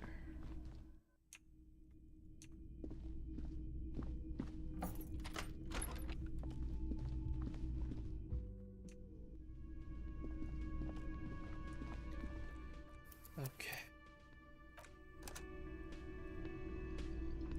Hey, was there some... Nope.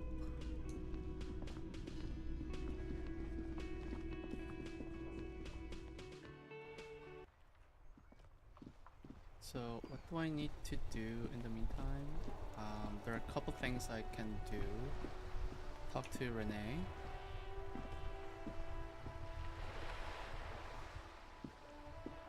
The purity of snow always reminds me of the purity of a man's soul, if he's got principles. Do Maybells mean anything to you? Anything to you, Renee? I prefer the old name, Insulindian Lily. Girls brought them to young cadets when they entered service. Wearing them on your cap was supposed to bring good luck. Girls brought them to young cadets when they entered service. Wearing them on your cap was supposed to bring good luck. Oh, okay. This is a royalist military tradition? It used to be. But the communards were fond of them too. Call them revolutionary flowers. Okay. Bells of the revolution. Did they bring you good luck? You know what? No. No. They brought me misery, false hope, and disappointment. The revolutionaries sullied them. Oh no. But it wasn't the revolutionaries that sullied the ID for you, was it? She gave them to me too, and your jealous little heart just couldn't accept it. Enough! I can go over these matters in detail with you, Gaston, but not while we have company. So, officers. Maybells don't blossom yet, do they? Maybe on some remote parts of the city they do. But I think you'll have to wait for at least a month. Found your guard booth. Yes, the Debardeurs Union pays me to stand vigil during the nights. Not out of any political allegiance, mind you. I'm an old man. Don't sleep more than a few hours every night anyway, and money is tight. Okay. He feels like he has to justify himself for some reason. You must have seen something on the night of the murder. Your booth looks right into the yard. Yes, it does. Unfortunately, I wasn't working that night. Been on a 2-week leave since last Monday. Why are you on a leave? It's a private matter. Nothing to do with your investigation. Okay. You see, officer, René is the kind of man would rather die than admit he needs medical assistance or, God forbid, sick it. A real man's man is just gonna ride it out. I'm fine, goddammit. Mind your own business. It's nothing. Just got to cut back on coffee. So who's working your shift that night? No one. The bus has been unmanned since last Monday. There's no other guard. It's just me. No one has been guarding the container yard since last Monday? Yes. It's not actually an issue. I mean... What are you hiding? Look, officers. The container yard doesn't actually need a guardsman. Never had one before René. Monsieur Claire had that booth built specially for him. It's mostly decorative. Mostly? The possibility of someone being in there is enough to discourage any ill-minded individuals. Oh, I see. Evrard created this job for René because he knows the Royal Carabiniers' pension of honor and PTSD isn't something a man can live off. A decorated Kingsman collecting tear reflects bad on the whole neighborhood. His words. Evrard doesn't get it, no. Such dependency only weakens a man further. Do or die, there's no middle ground. Feels a little too extreme. René is but one man. We need a program, get all the elderly back into the job market, keep folks motivated. René should rent out his services, invest the profit, get few more guys, expand and repeat. Wage work is a dead end.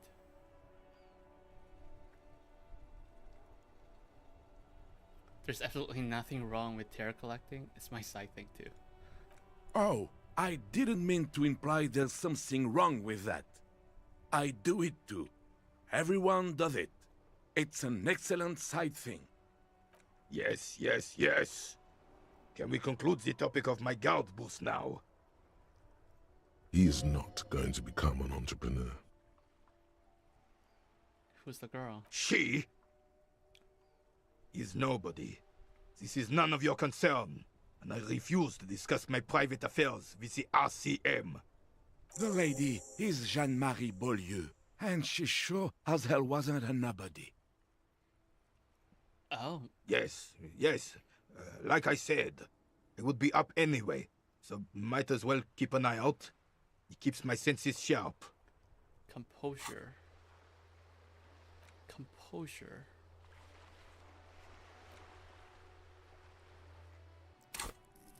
Composure. Perception is maxed out. Fuck.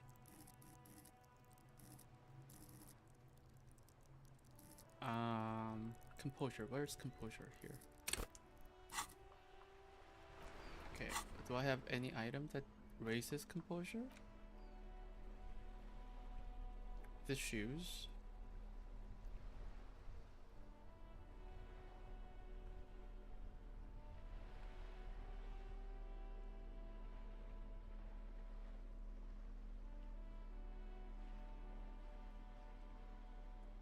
Just one. Fuck.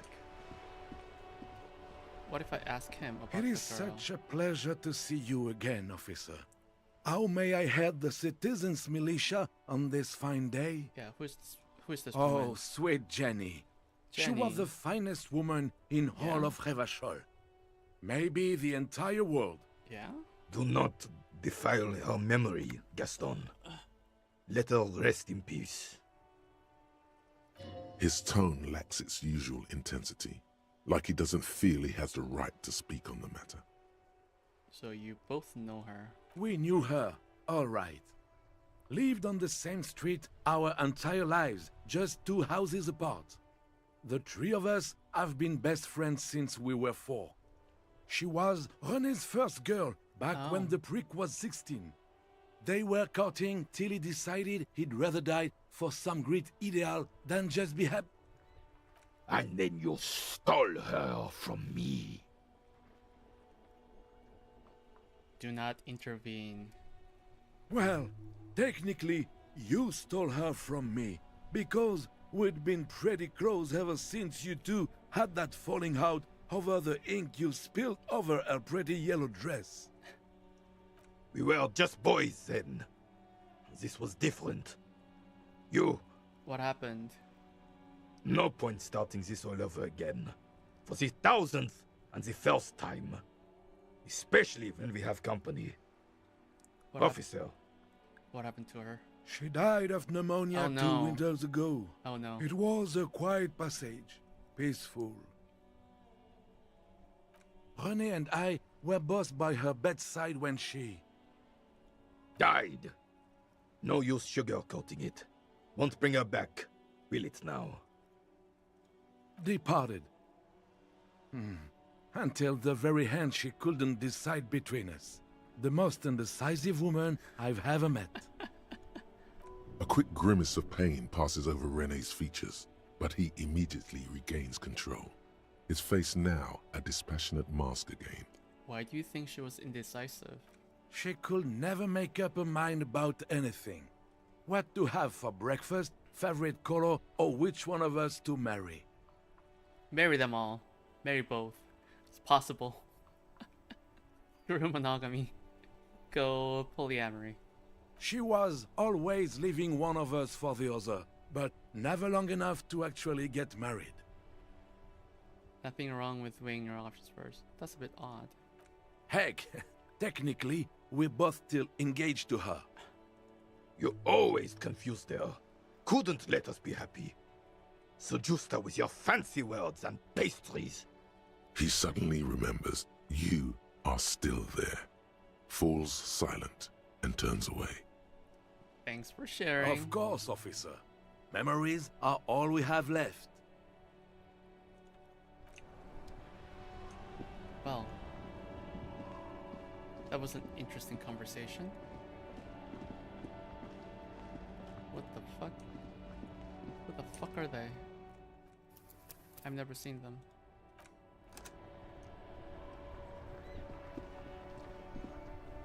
That's one brutal motor carriage. Says the young man with piss. I don't even know what that word is. If I were a real skull now, I'd jack it, paint it in palm tree livery, then bottom light it, neon style. A snazzy shit-ripped skullmobile like this would make a fine trophy. We could, like, hang fucking shrunken heads from the side mirrors. Cops' heads. Scary tribal shit. Yeah, tribal shit. A cop carriage like this would have proper skull value.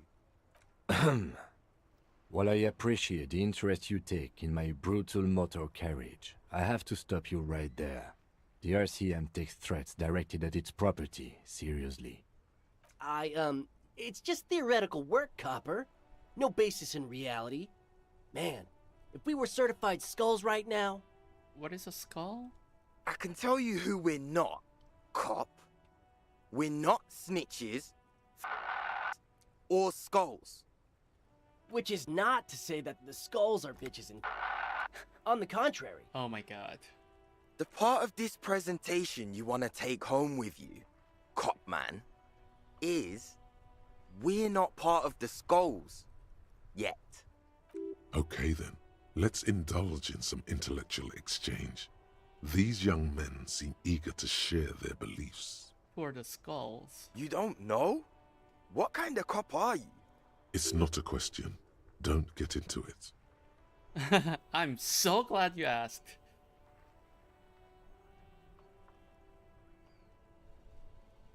Of course I do. I'm just testing you boys. The skulls are the most vicious gang of the Besmertnay. Okay. The nastiest bunch of psychos ever. Jacking carriages and getting into high-speed chases. Possessing an infinite amount of fuck-all swagger, infamous for their non-verbal modus operandi. Non-verbal? If a skull spots you, he will pull out his dagger and stab you without saying a word. Oh. The lieutenant's voice is as calm as usual, a testament to the violence and death he's witnessed through the sight of his firearm. They usually occupy the burnt-out quarter in Jamrock, or you can find them loitering around the brightly painted bottom-lighted vehicles. I can't wait to become a skull. Bottom lights are wretched aggressive. Yeah, what's with the jacket though? What about them? Why does your jacket have that written on it? Well, first off, it's a statement and not necessarily something that characterizes me as a person, even though the statement has character. And I do like piss. What? Wait. What? The word piss epitomizes the struggle taking place in the world. Things being defined as they seem, what? Not as they are. And I guess it's also about communal spirit, the future, and truly appreciating our differences. Also, you've got to admit, it catches the eye. And since the Grand Piper is slowly but steadily moving towards basing the economy on it, attention, it is imperative that the medium itself convey the message. What? What I mean by this is, we are all piss and that the world is inherently meaningless. No, I'm not. Why do you have "fuck the world" written on your jacket? Like I said before, many men keep searching for the one, for so-called true love, which is actually just obsession masquerading as kinship. The thrill of the chase, the hollowness that fills your chest cavity after catching it. I'm wondering if the poetics come with the jacket, or are they derived from something else entirely? No. To catch a fish, you'll need to hurl the lure many times, and even then it isn't certain that you'll get anything. If you blow up the lake, though... To catch a fish, you need to hurl the lure many times, and even then it isn't certain that you'll get anything if you blow it up. You get more fish in a shorter time. And, for time is of the essence and fleeting ever so quickly, one must think of a way to fuck the whole world and not get caught up in fucking someone. Because when one fucks everything, he fucks nothing. And that, to me, feels glorious. Sticking your dick into the void. Don't do that. Hate to admit it, but in a weird way, he's got a point. Is it a coincidence that here we have two badass jackets and two badass cops? Hey, Kim, lower your voice. Yeah. Yes? What do you think about their jackets? Leather jackets adorned with immature writing? The ideology they convey helps the boys justify poor choices in life and fashion. I'm not a fan. Sure, the jackets are scaring you. That's cool. What are you implying? You know, which one would you wear? You know what I'm implying. Which one would you wear? I'm not sure I understand you, detective. I feel like Kim is going to be so disappointed in me after this. Neither. Fine, if only to end this discussion. Theoretically, if I were a juvenile delinquent, if I were to already be down that path, I think peace is the stronger of the two statements.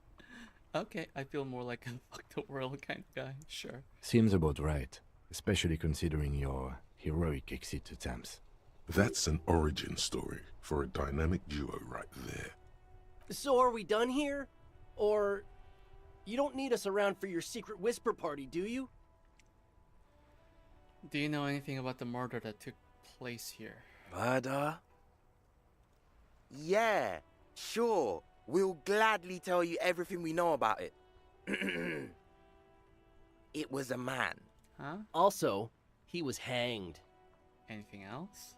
He was hanged from a tree. Oh my god, they're not gonna tell us anything. Yeah, I mean, duh. These punks don't know anything. Let's just move along. Hey, stop right there.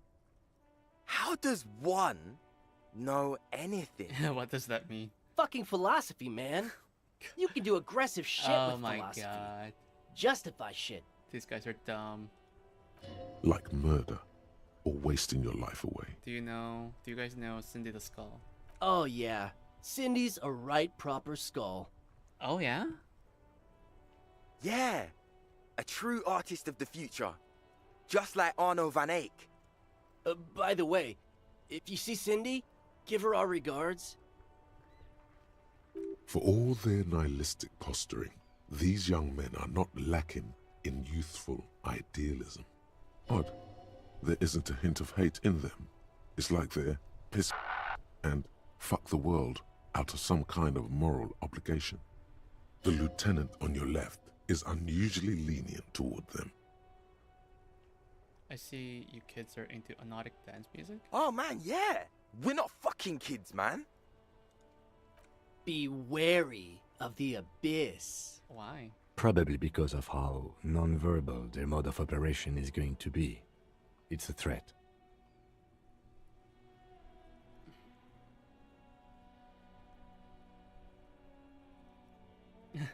A threat? Good. I like those. But I don't. Oh no. In fact, I dislike them so much I'm willing to drag you boys back to the station just to calm myself down. Oh shit. Hey, there's no need for that.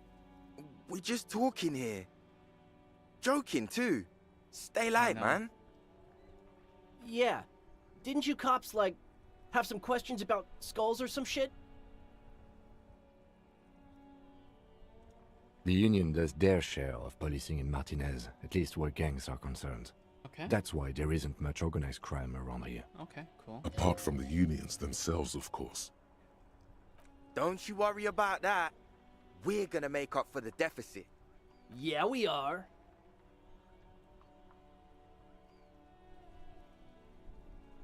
Mm-hmm. Yeah, that was pointless.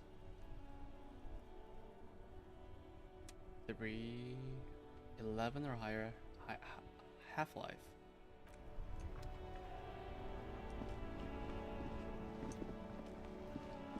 Is there any way that I can raise? I'm sure there are things. 1 half-light.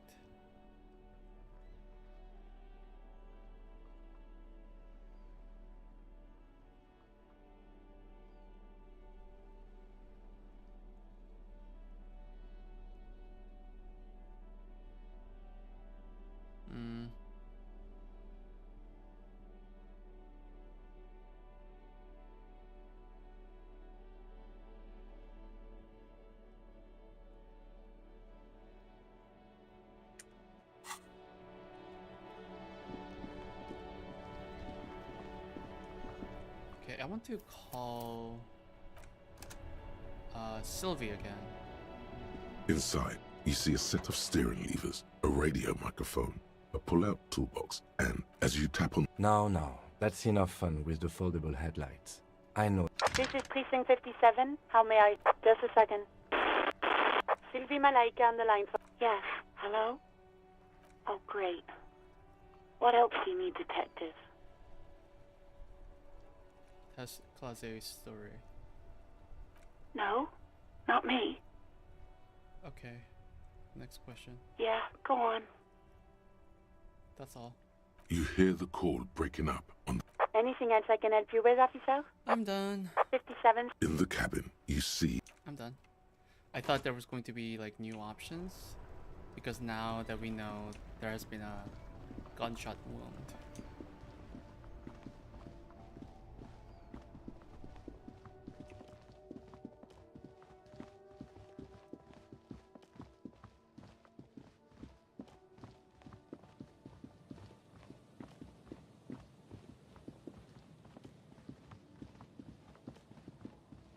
So I've checked that one.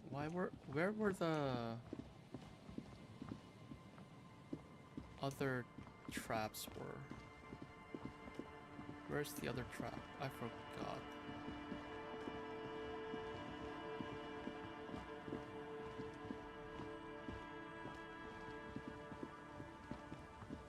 Where were those guys again?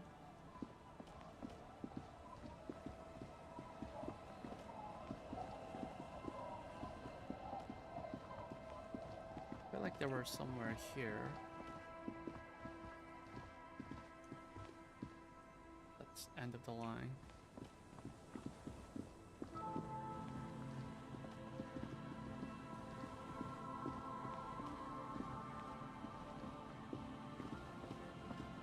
I don't remember.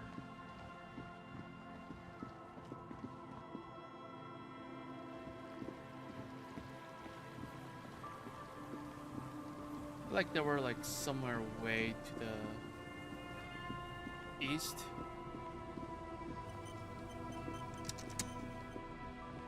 Why did it autosave just now?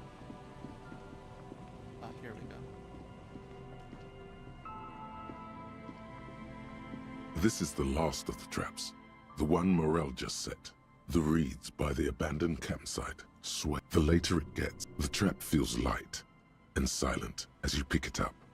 Something is different here. Look No closer. locust. Oh. No phasmid either. But still.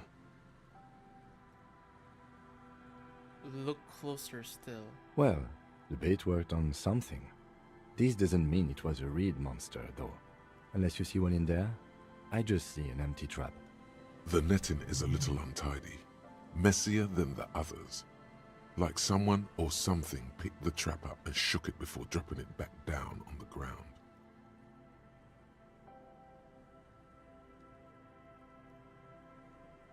Yeah, I do. Okay, like someone or something picked up the trap and shook it before dropping it back down.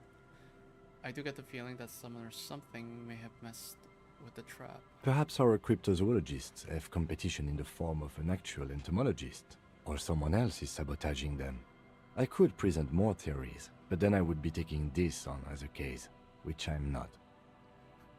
Yeah, right, but they still need to know.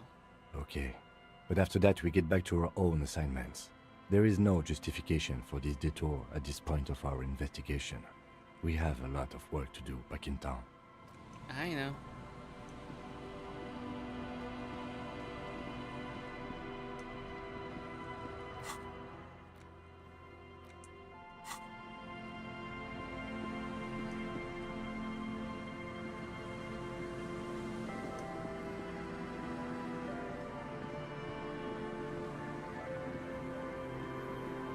Okay, now I need to go to I need to inspect. The remaining windows rattle from a strong gust of wind. They're covered in a thick layer of grime. They must have been like this for 40 years. Can you make out what? Can you make out No. what's inside? I won't even try. You know, I had a partner once. They called him Eyes, because he had to show me things. It's that bad. This partner of his, Eyes, things didn't end well. It saddens him to say his name. Don't even ask. He wouldn't answer. Maybe some other small talk. Can you still shoot though? Well enough, actually. It's odd how that works. I'm no sharpshooter, but I passed my shooting courses 7 out of 10. Cool.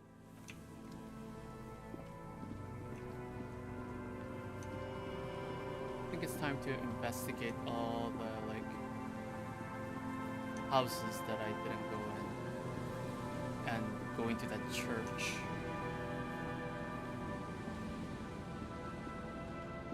Oh, they took away There's some tear. took away the corpse.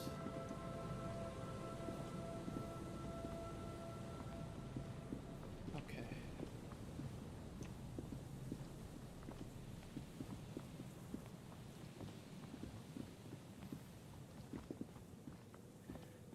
Instead of doing the main thing, I'm doing all the side things, as one should.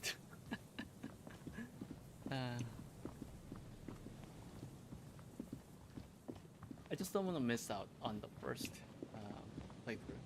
That's all. Heavy wooden doors, more than twice your height, stand shut in front of you. The rectangular sea-worn ornamentation appears in stark contrast to the padlock, carelessly drilled into the wood. Respect the carpentry. The carving on the door is block-like and angular, like the church itself. Two large beams. The surface is smooth from the wind, but more. This cheap-looking padlock is sturdily built. It shackles together a hasp and a staple screwed into the wooden door. With a yellow The lock. sticker. It'll be easier to break the staple than the lock. Also, that sticker is interesting. You see a yellow circle with two X's and a big curve below them that looks like a mouth. Oh, You're pretty sure you haven't seen it before, but what the symbol depicts is clear enough. A smiling dead guy.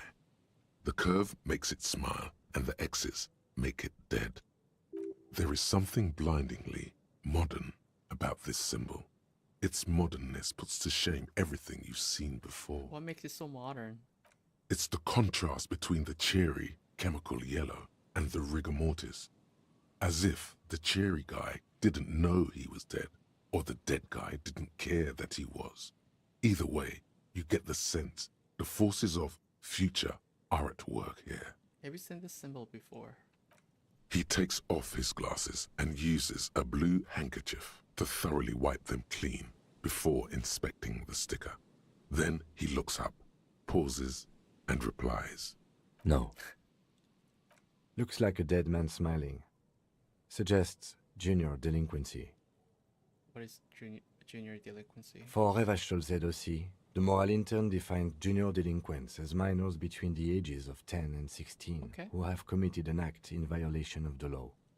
These acts aren't called crimes as they would be for adults. Crimes committed by minors are called delinquent acts. This was part of your officer's exams. What is suggestive of junior delinquency here? I haven't seen that sticker before, and I'm not a youth. What is the source of the irony here? That level of conceptual thinking is not part of my skill set. Okay. Try to peel off the sticker without ripping it. There's nothing like the sound of a sticker unpeeling. Now it's stuck to your thumb.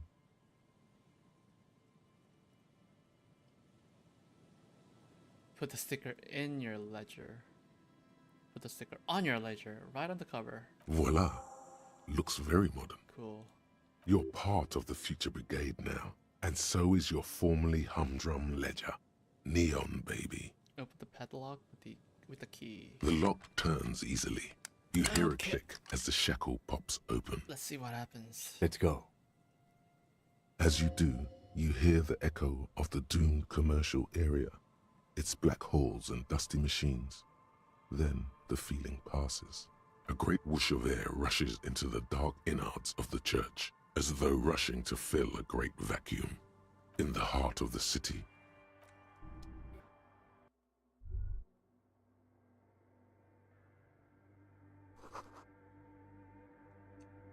You should walk here, not run.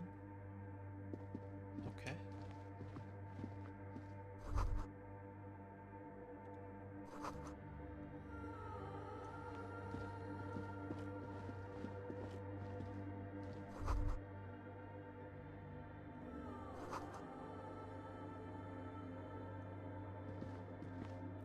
Save. I haven't saved in a while. That would have been bad.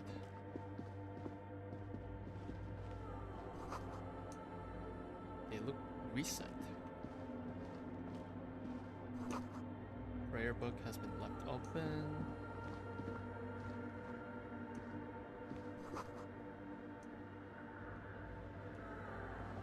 What is this thing? What's happening? A portable Harman Wowshi tape recorder.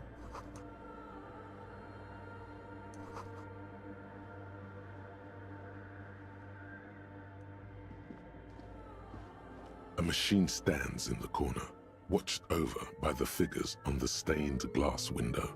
It's turned on and quivering with soft electricity. Another radio computer. And this time it's already turned on. These machines sometimes harbor traps, he thinks. alarm systems and the like. Let's be careful. We should leave. I doubt this place bears any connection to the case. Yes, but this machine looks just like the one in doomed commercial area. It's also quite similar to the one we have down at the station. Must be the same model. The one you saw earlier was the Ream Civic. This is the Ream Prefect, a model number RC7024, equipped with a Feld mainframe and a Ream-compatible interim printer. Let me just investigate it. You see fluorescent play and print buttons on the keyboard. A hatch connected to the central compartment is wide open. The lieutenant says nothing. You see the machine's glowing frame reflected back from his diamond-shaped glasses. You're free to proceed. Look inside the compartment. Behind the hatch sits a cube-like crisscross of filaments, smoldering in the dark like fireflies. Silver tape on the side says, in black marker, log, February to March. Another filament memory. Press play to talk with the repeater. Okay, I'm gonna leave just for now. I want to investigate other places, other things. The silence in this part of the church, it's almost palpable. All the shifting matter and shuffling of living things is gone. Nothing seems to exist beyond the church anymore. Maybe if you were to stand in just the right spot, even your footsteps would be completely silent. I think I still hear something. And then it's gone. Almost all of it, but for the faintest of hums. It seems the sound here is detached from its source somehow, if not blotted out outright. Truly unusual. You can hardly hear your own breathing.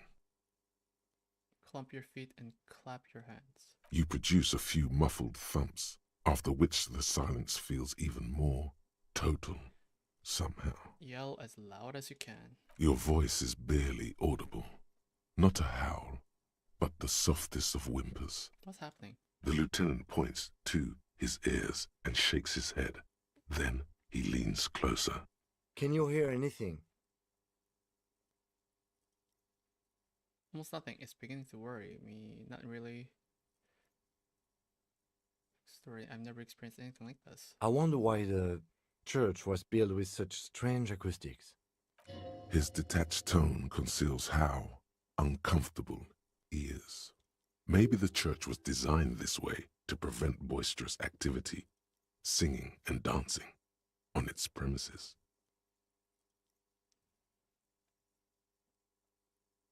They wanted to discourage singing and dancing. Could be. He doesn't seem entirely convinced, though. The lieutenant... Can you hear anything? I wonder why... Maybe the church was designed this way. The lieutenant doesn't reply, but you can... The orderly rows of ceiling panels become barely visible, then disappear completely in the darkness of the tower overhead. Try to see beyond the shadows. Of course. There was no way I could have failed that one. Unless I rolled 2. It's like there's something moving up there. A shadow has emerged from the tower and it's making its way toward you through all the other shadows. Follow the on the ceiling. Yes. The darkness makes the ceiling feel infinitely far away. Follow the shadow's movement. It's not a shadow anymore, becoming more substantial as it gets closer. The shape of an animal descends. Officer, is there something up there? Oh no. You've lost sight of it. Where did it go? Blink. Oh shit. Are we going to get attacked? Oh, is it a person? You see something hanging from the rafters, looking straight at you with dark eyes. What's happening? Maybe it's possible to talk to it.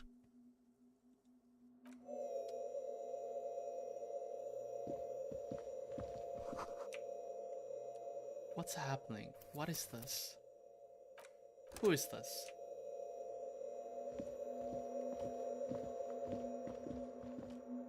The shadow is a man made of the same stuff as the carpentry of the building. He is studying you intently. The crab man. Who's there? The man leaned forward a little, fixing you with a steady, unreadable gaze, then speaks. Habitual alcohol use has made you into a scared little pussy, Holmes. But don't worry, everything's gonna be alright. You come to the right place. What? What are you doing here? I'm here to receive the mother's love. You can too, Holmes. And when you ready, she will take your hand and lift you out of that despair at the bottom of that bottle. This man is obviously a habitual narcotics user. Do we really need to question him? I'm put off by this religious stuff, he thinks. And maybe the ceiling climbing, too. It's all very hard to square with the lieutenant's own view of reality.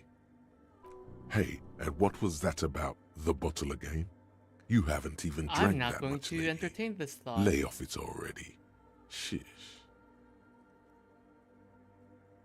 Oh, hell no. Está crudo, way. I see deep inside you.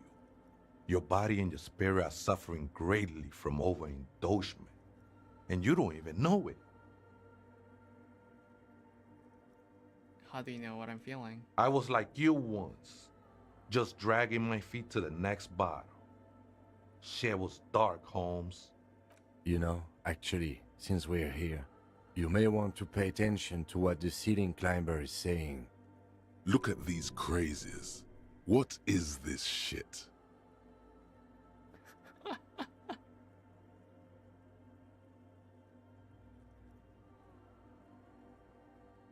Who do you think you are? Some crazy guy under the roof? What is this shit?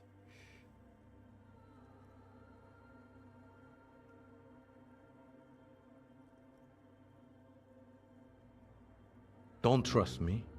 Trust the mother. Huh? I'm only the messenger, Holmes. His voice echoes in the cold air of the church. This is the Church of the Mother of Silence.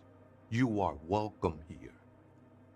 You have no idea what the fuck Me he's neither. talking about. Is he just trying to throw you off your game? 'Tis not an act, my liege. Save him perchance he hath deceived his very self. This man is a zealot. Some ravers want to turn this place into a nightclub. The ones in the tent outside, right? I see them. Think they scared of me.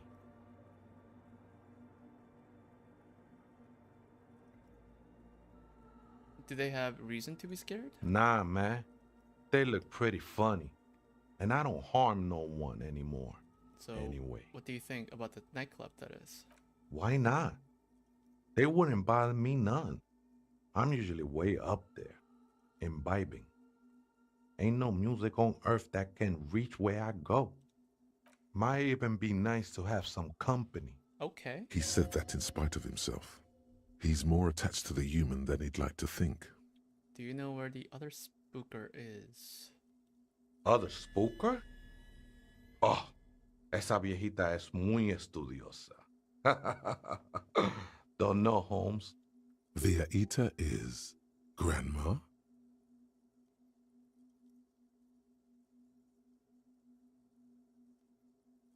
Is there another person living in the church? No.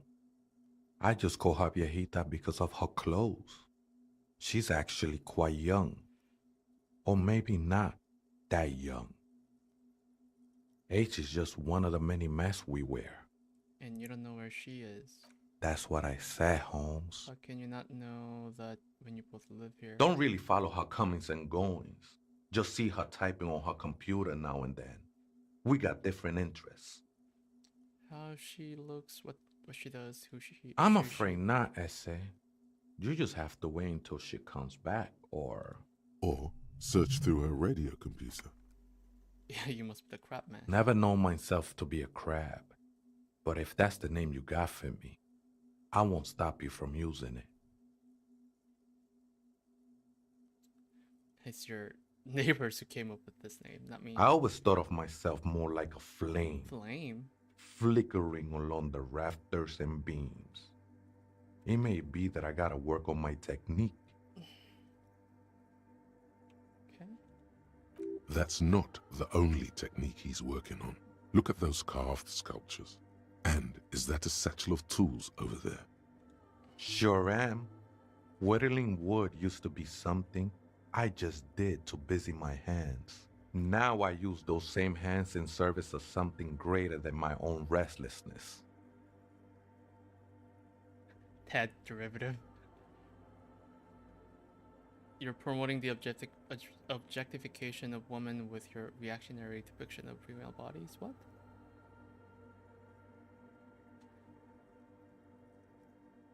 I don't get it. All these figures look half finished. It's all just for the mother, man. No need to overthink it. I was in a gang way, but my memories of that time are fading.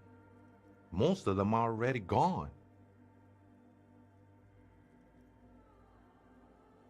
I lost my memory too, and it haunts me. No, man. You gotta let that shit go. Then the mother's light touch will fill you with rapture. Do you remember your name, sir? The lieutenant is not particularly interested in this information. He's just trying to assert some control over the conversation. Tiago's my name. Okay. But those syllables don't mean much to me these days. A name isn't just your identity, but also, so to speak, your place amongst your fellows, your place in the world. I ain't got no use for such a place anymore. That's just the thing, Holmes. None of that matters. Okay, so what are you doing here? This is a special place. There's a perforation in the world up there, a way out into nothingness. This church was built around it for purposes of veneration. Cool. I circled it, nurtured by the silence bestowed by the mother.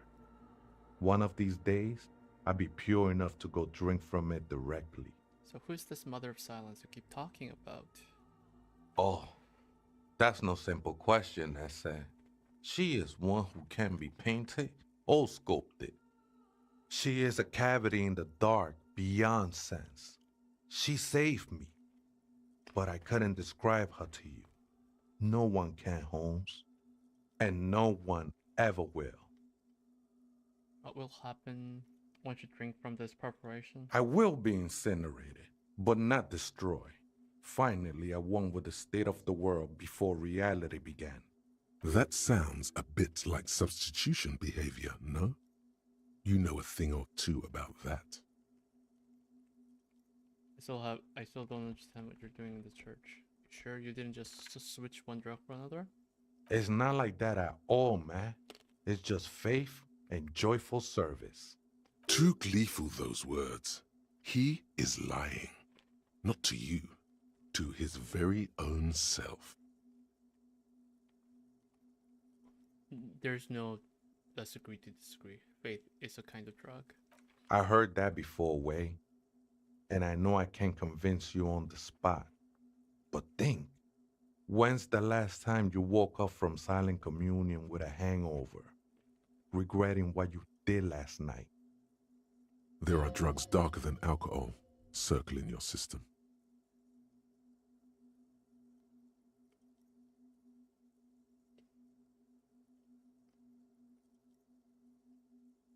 She took you for a good spin, huh? Don't worry, bro. That love is but a drop compared to the ocean of the mother's love. Oh. The mother will eat all of you and never spit you out. I'm not gonna entertain this.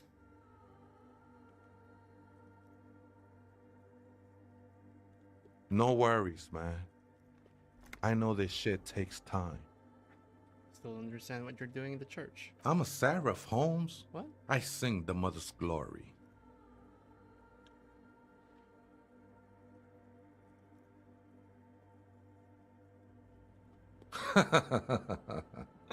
I don't mean literal singing, Holmes.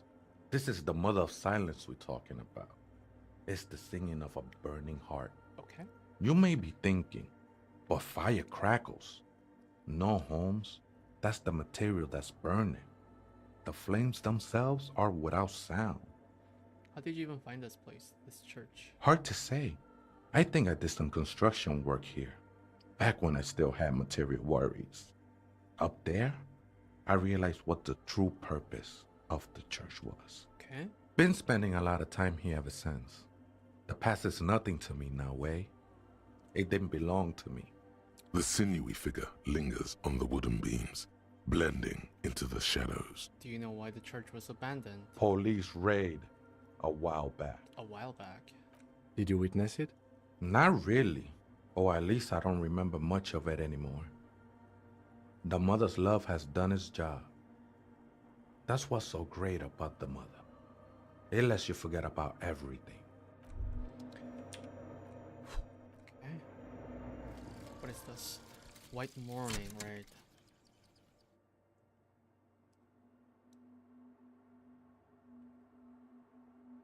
The little guy gets smaller and smaller as you rise above the dollhouse world. You see him out in the snow, on the streets, in the shop on the corner, and finally in a matchbox house. Sitting by the window, white flowers on the windowsill. You can smell them from up here. It's awful. A white morning, a modern death, divorce, or something similar. All you can do is put more distance between you and him. Make him smaller. Make him less you.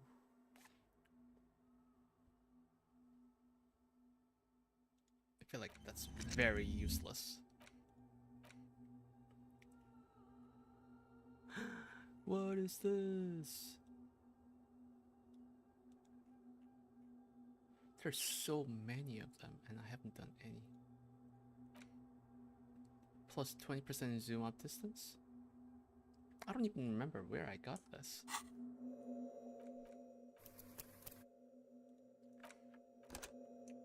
Okay, I suppose. Oh wow. Didn't realize that was a thing.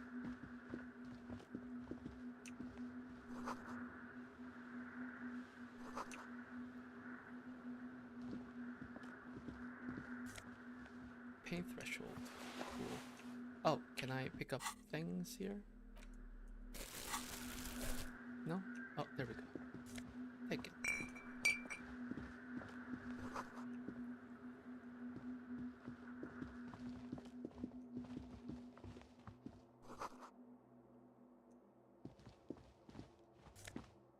Empathy.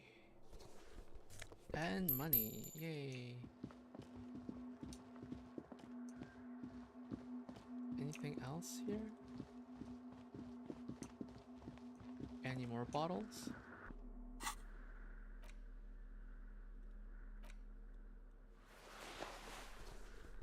There we go. Oh, no, that's not what I wanted to. There we go.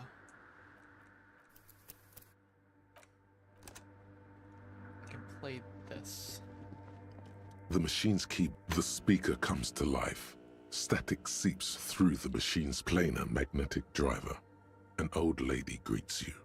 Her voice sounds 100 years old. Good morning, Fortress Oh, Accident this on person. Saint-Brun. This is the East Insulindian Repeat Station 1. Please repeat. Is this the personal log? It's the same old woman you spoke with through the radio computer in the doomed commercial area.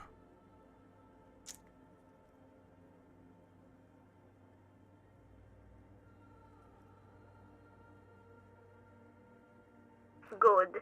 Please repeat the password. Let's look around. There's no use trying to guess the answer. Maybe he knows something. Oh.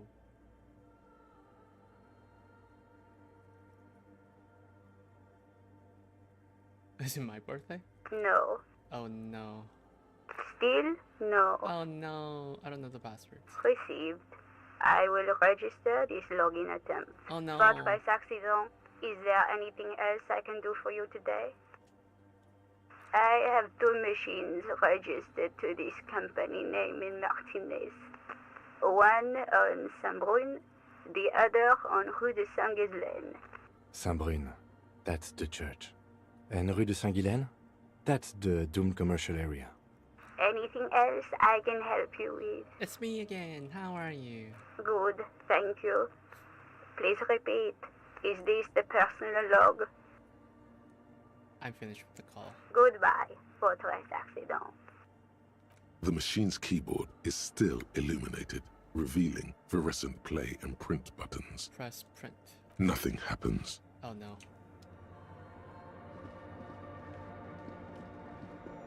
Do you know the passwords? Oh, hey, Wade. There's coffee in the back. Oh, there is? Oh, Cool. wait. I meant the mother's love. Too many times, essay. You need it for something. Surveys are a good way to fish for personal information, especially in the name of public safety. Yeah. Doing a survey of passwords and passcodes, identifying regional trends in the interest of public safety, of course. Don't sweat it, vato. The password is afterlife death. Cool. What you think of that? Makes me almost pity la niñita pequeña when I hear it. I think we're done here, essay. That was an interesting conversation. However, I'm still not sure how it's relevant to our investigation. This woman could be that, the last member in the lynching. I feel like. Strongly feel like that could be the case. So let's see. The machine's keyboard, the speaker. Good morning, Fortress Accident on Saint-Brun. This good. Please repeat the password. After live Good. I have unlocked the filament. After ending the call, please press print to access the filament. Fortress Accident, is there anything else? That's all. Goodbye. The machine's keyboard. The printer prints out a long text document with dated paragraphs. It looks a bit like someone's journal. Read the printout. The first entry, made on the 4th of February, 51, by an unknown author, is short and concise. Arrived at the church. The door was boarded up, so I used the crowbar to get inside. Looks like the place has been deserted. Okay, so Nothing who out is of the this person? ordinary, but I'll ask around. Need to figure out how to get the electricity in. The lieutenant leans closer, scouring the printout over your shoulder. Just as you finish reading, he looks up, muttering under his breath. 4th of February. That's over a month ago.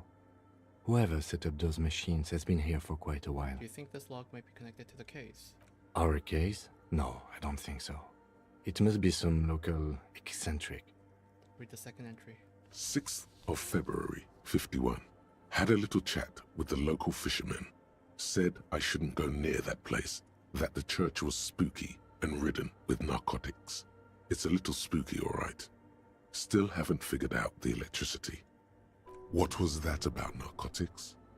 This could prove to be interesting. What? Narcotics? I doubt that we can find any. It's just idle fishermen's gossip to scare away the kids. Nothing spooky about this place either. It's just abandoned and cold, and in an awful part of town. Then why doth the lieutenant protest against spending time here so often? Read the third entry. 7th of February, 51. Finally got the electricity in. Next on the agenda, a new antenna. I'm thinking ESCA series, something advanced. Why would she need an antenna? Why would anyone need any of this equipment here? 8th of February, 51. Bought the antenna, had some problems setting it up. Called Simo for help. Heard the others are back to making art. Drinking somewhere out of town. Sulislav started a rock band again. Lexi has been seen asking money from strangers. But at least the artists have their act together. They're qualified labor. They can get work anywhere. Graphic design, ads. The programmers are doing fine too. I mean, they're programmers. The writers, though, they're fucked. I just have to find out what caused that data loss and be done with it. Still don't understand how it managed to wipe out the backup, when the backup wasn't even connected to the front. I know. Everyone thinks it's impossible. They say I must be lying. I'm here to set it right. Data loss. Seems like something to do with radio computers. Unfortunately, I don't know enough about them to understand what the author is saying. Something about the backup data getting destroyed, and how everyone thought it was the author's fault. Let's just keep reading. Who are all those people? I think these people worked in the radio computer games business. The one we saw in the Doom commercial area. They must be our former co-workers. But why set things here? 12th of February, 51. Brought some food from the grocery store. Apparently, there's a strike going on in the harbor. Definitely not happy to see the Martinez people again. Everything's now set up in the church. Going to start working tomorrow, 8 a.m. The strike. We are nearing the date of the murder. Keep reading. I'm interested now. Now he's interested. I want to know what's that radio anomaly that sent this person here in the first place. 25th of February, 51. I've been sending data up to Lintel for a while now, trying to recreate the data loss, but nothing. Didn't even feel like logging in, the disappointment. But I did discover a curious audio-spatial anomaly at the back of the church. I've named it the Swallow. It swallows sound. Need to get some mics. Is she talking about? Oh. 28th of February, 51. Yes, the first recordings confirm that the Swallow is real and I'm not just losing my mind. It's a pillar of silence with a diameter of approximately 3 meters.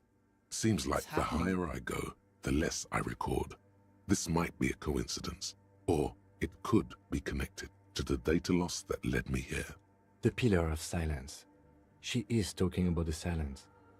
Is she suggesting it's more than just an architectural quirk? But what could it be? The lieutenant doesn't answer. He follows your gaze, studying the basins. The water shines in them. No ripples. Read the 8th entry. March 51. Some kind of young disco men have appeared next to the church. I've been trying to record the silence to find the epicenter, but now it turns out I've also been capturing the future of dance music, one neo-disco song over and over again. Fortunately, the song is so monotonous, I was able to devise an algorithm to factor it out. The other day, one of the disco men came in. Before I could even say hello, she got scared and left. Good, I don't want anyone distracting me from my work. She must be describing a cell. The girl on the ice? Sounds like her, yes. March 51.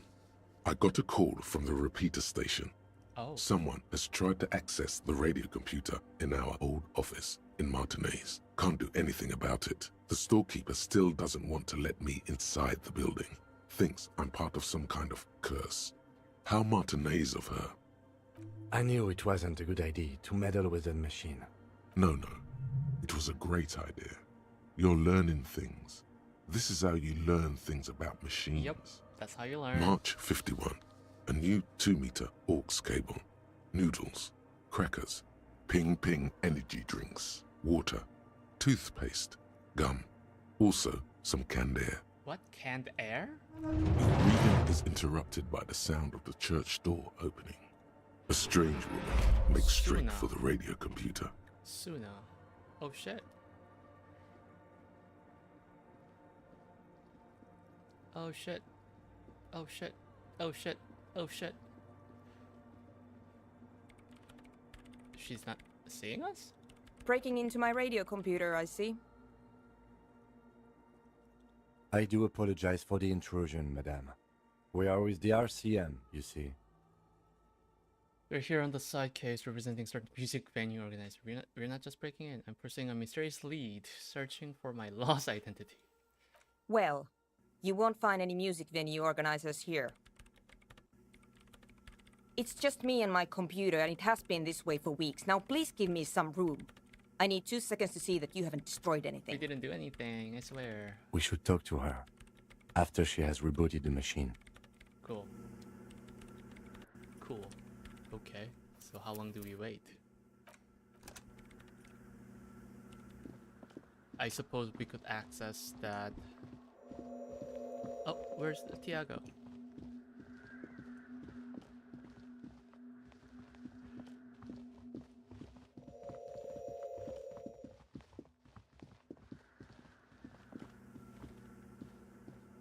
What is it? Sorry. I didn't break anything, did I? No, you just printed out my personal log and wasted some paper. Sorry, but who are you? What are you doing here? I am Soona Luukkanen-Kilde, the former lead programmer of Fortress Accident and RSA radios. I have over 16 years of programming experience, Cool. and I'm proficient in both Vox and Orbis languages. If you're not here to hire me, I don't really know how I can help you. Did she say over 16 years of experience? She must have started programming when she was still a teenager. What are you doing in an abandoned church? You really like those questions, don't you?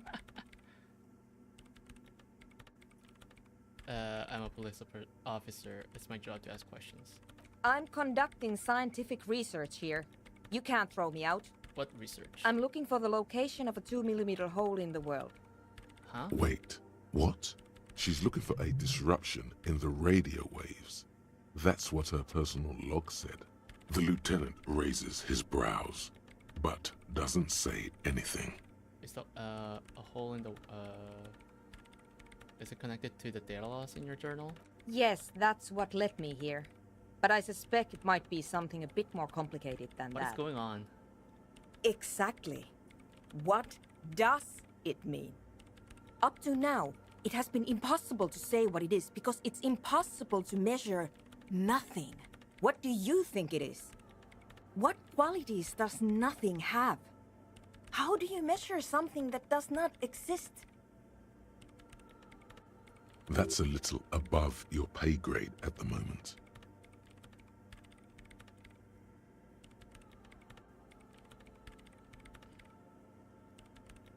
Yeah, I don't even understand what we're talking about. You measure it by its surroundings, by that which does exist, which is what I've been trying to do. I've tried using hydro transducers to record the silence, to find out where it begins. But honestly, it's not progressing very well. Do you have any idea where this hole might be located? Somewhere underneath those roof beams, I assume. Only a faint crisscross of rafters can be made out from the dark, most of the tower disappearing into the shade. Strange things may flourish in the dark.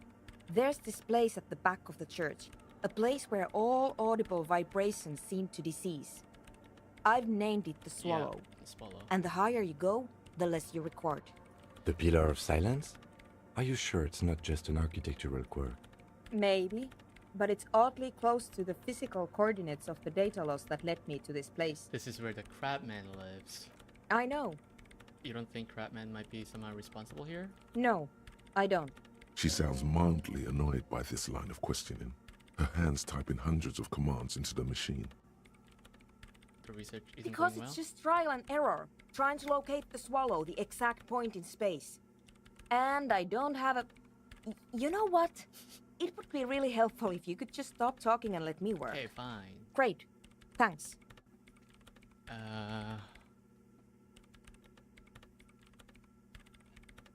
How do you feel about anodic dance music? What? I hate it. Oh shit. I bet she hasn't even heard it.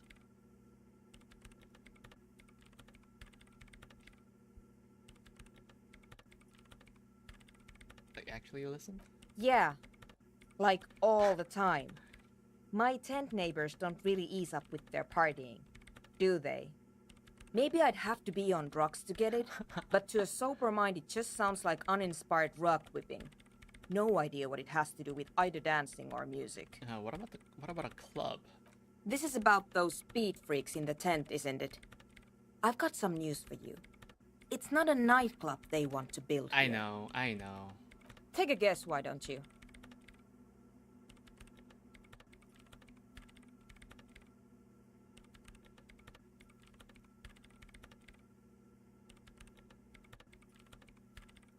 Bingo! That's exactly what they're up to. Yep. Ah, wonderful. Now this house of worship is also going to be a drug lab. Always something fascinating happening in tents. Mind-altering substances are a vital part of Anotic's club scene. It helps to bring the community together. Say nothing. So that's settled. Great. No nightclubs in the church then. Have you seen the Crabman? Nope. But do you know? You know he's around. Yes. He's seen. It sounds like you're not worried about him at all. No, you're right. I'm not. Why not? I brought them here. These are my machines. Please don't touch anything. Why do you need an antenna?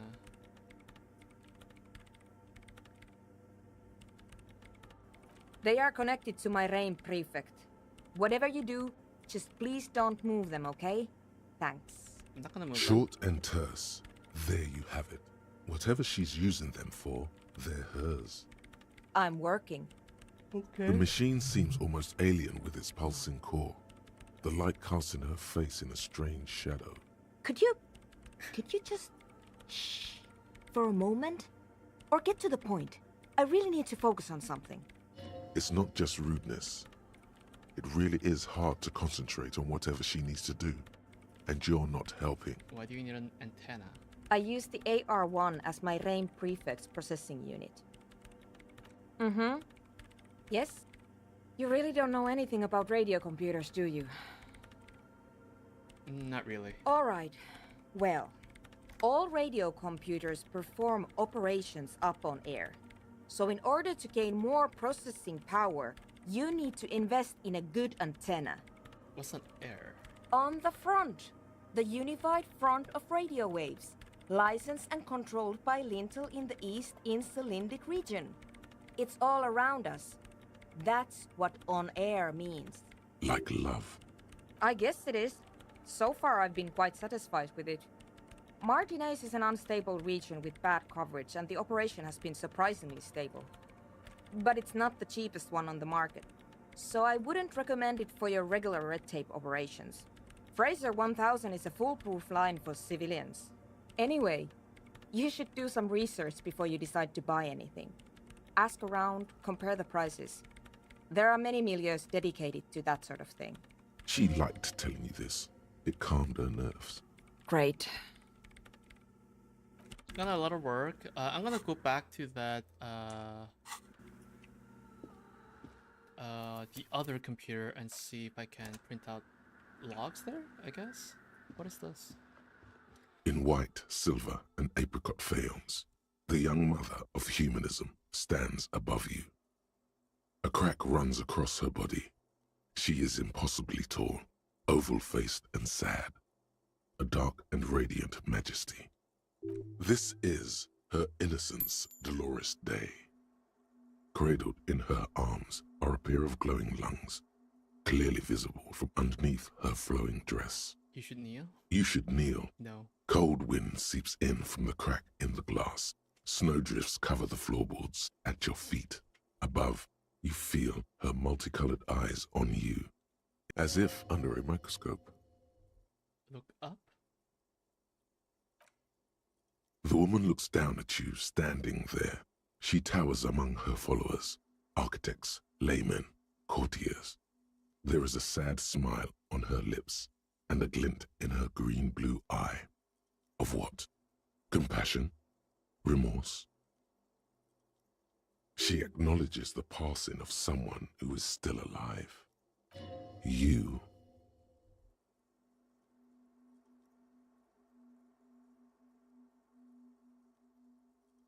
Compassion, remorse, mourning, not possible to live. Compassion. As that soft word passes through your mind, the lieutenant draws an X-shaped cross from shoulder to shoulder. Oh. Your fingertips touch your chest 4 times as you stand in the apricot-colored light of the window. Above you, the woman still smiles, her distant smile, sundered by the crack in the glass. This is Dolores Day. Yes. I wasn't sure before, but this must be the DeLorean Church of Humanity in Martinez. It's called the Small Pinewood Church in some records. It's a minor landmark, not easy to find. Most maps misplace it. It was built not long after Revachol's founding, 300 or so years ago, by first-generation settlers. What else do you know? There used to be 7 stave churches on the coast. Les Sept Sœurs, they call them. The 7 sisters. Only one remains. The rest were burnt in the revolution or used for building materials. We should be respectful here, although the building appears to be deserted. I do not believe we'll find anything connected to the lynching here. Something else, perhaps? Respectful? Is the lieutenant a follower of DeLoreanism? Sounds like it. A pang of guilt. The lieutenant is leaving something out. Do you know why it was abandoned? I have a theory, yes. There was a police raid a while back. Right. I heard the place was shot to pieces. Well, your station was involved, I hear. Oh shit, what the although I fuck? can be sure. How come the lieutenant isn't sure? Is this confidential information? 3 precincts were involved in the raid, and people say Precinct 41 was one of them. I don't remember being here. I am pretty sure it was a clandestine operation. I don't know anything more about it, why it was conducted, or who participated. I try not to pry into extra-district matters. I should find out what I was doing. Yeah. Good luck. You will not get information on a confidential operation from your station secretary just by calling. If you really don't remember, it might be better to keep this one forgotten. It happened a while ago. It's unimportant to our business in Martinez now. Are you a follower of DeLoreanism? Yes, we all are. Her name, body, and rule are synonymous with humanism. The laws we enforce are DeLorean in origin. I didn't think you were spiritual. It's not spiritual, it's constitutional. The DeLorean system does not demand faith, only accordance. Okay. Let's see. Anything that can raise encyclopedia and visual calculus. Let's see. Lowers it. I can wear this. Oh shit. Anything else that raises conceptualization, rhetoric, drama.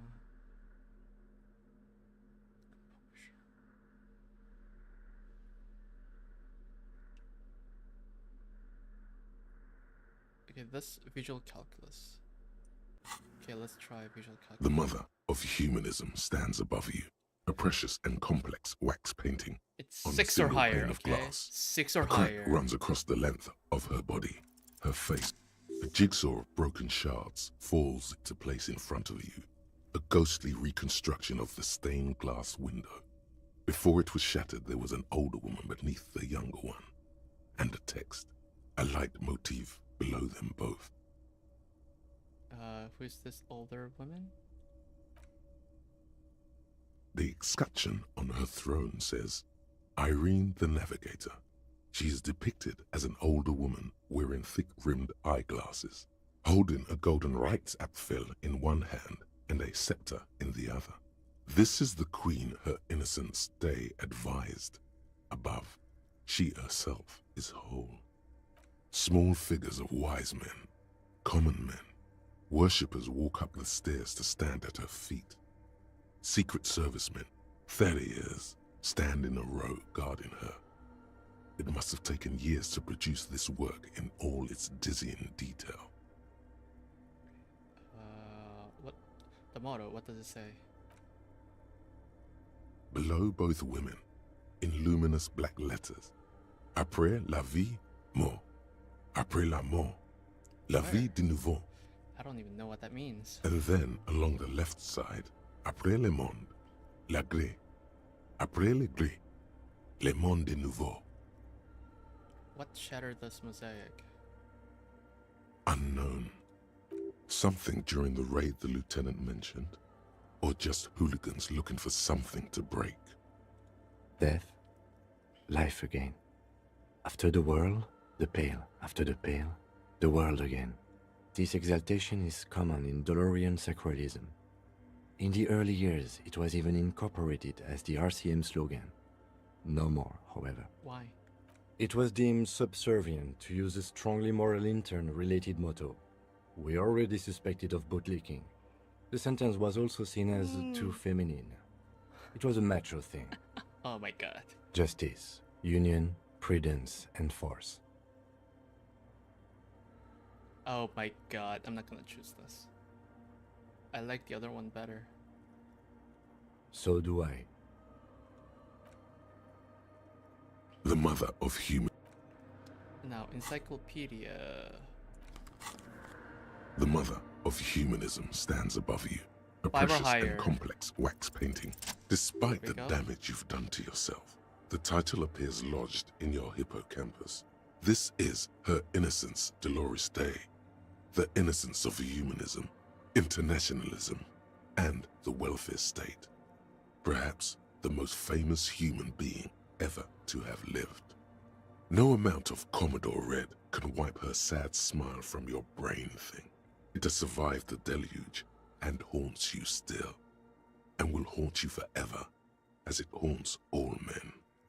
What exactly is an innocence? I've heard of this. I've heard of the system.